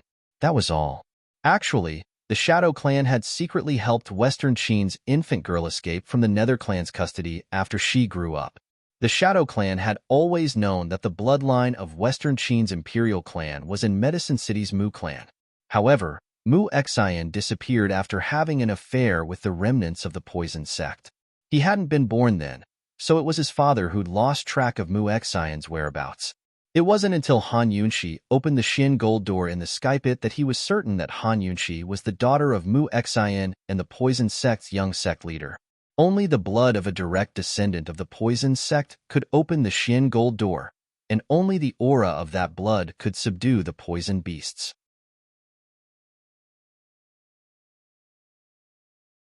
If not for Chu Tianyin's letter and Han Yunqi's mysterious poison skills, he would never have guessed that the Lady Tianxin he'd seen in his grandfather's consultation as a child was the disguised Lady Mu Xian. He couldn't do something as private as the birthmark, but he could still do the blood test on the Xin gold door. The Medical Academy director Shi Yuba who'd led Long Tianma's relapse, had come to Tianning under his orders. It was also because of Long Tianma's relapse that Han Yunxi had come to Medical City. He'd never mentioned any of these things to anyone in the Nether clan, nor would he ever mention them. His only regret was that he hadn't expected to run into so many people in the sky pit, much less that Long Feiyi, Juni Xie, and the rest could see through the Shadow Clan's shadow arts. He assumed that everything about the Shadow Clan had been buried in the dust of history with the demise of Western Qin's imperial clan. He had no idea how many people he'd fooled with his excuse of going after the poison beast. At the very least, he began to pay attention to the movements of Juni Xie and the rest, as well as the other descendants of nobles. Leaving Han Yunxi by Long Feiyi's side was still the wisest choice for now. Any faction that wanted to touch her would have to get past the Duke of Qin first. The Duke of Qin was a man destined to control the world and dominate Cloud Realm continent. Meanwhile, he was all alone and sickly. No matter how fast he moved, he'd never be faster than death. A gust of wind stirred up his white robes as he disappeared into the empty streets, leaving behind only heart-wrenching coughs. Many sleepless nights were filled with sleepless people. In the imperial palace, Chu Qingge had been suffering from insomnia for multiple nights. She'd heard from eunuch Luo that Emperor Tianhui had asked imperial physician Gu how long it'd take for them to have intercourse. She'd been in the palace for 2 months, but Emperor Tianhui had yet to visit her. It wasn't because she'd fallen out of favor, but because Emperor Tianhui had yet to recover from his illness. All of the imperial physicians had told him not to eat meat, or else. All right, she couldn't imagine it, nor did she want to. Although the imperial physicians had said they'd keep him under observation for a few more days, she'd managed to escape disaster. Still, she was clear that she'd be doomed in the end. Sometimes, she'd be impulsive enough to poison Emperor Tianhui to death, but once he died, she'd have no heir.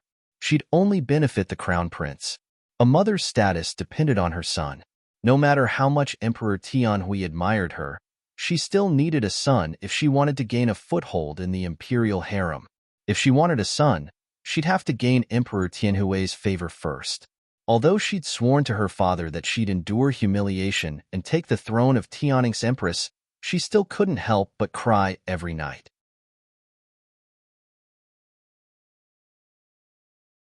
At times like this, only her hatred for Han Yunxi kept her going. If it wasn't for Han Yunxi, she wouldn't have played the zither so loudly at the Empress Dowager's birthday banquet to attract Emperor Tianhui's attention, much less enter the palace to investigate noble consort Shui's poisoning. She'd already invited Han Yunxi 3 times in the name of noble consort Shui, but the woman refused to enter the palace even once. Chu Qingge tossed and turned on her bed, unable to fall asleep. She was about to find her personal mama to discuss how to force Han Yunxi into the palace when Chu Tianing's secret missive arrived before the two of them had a chance to speak. You're tuning in to the Romance Rendezvous YouTube channel. We're so grateful for your support, and don't forget to subscribe to join us on this incredible journey through captivating stories. Your generosity through donations truly makes a world of difference, as it's the primary source of revenue that allows me to expand and enhance this channel for you. Thank you from the bottom of my heart for being a part of this adventure.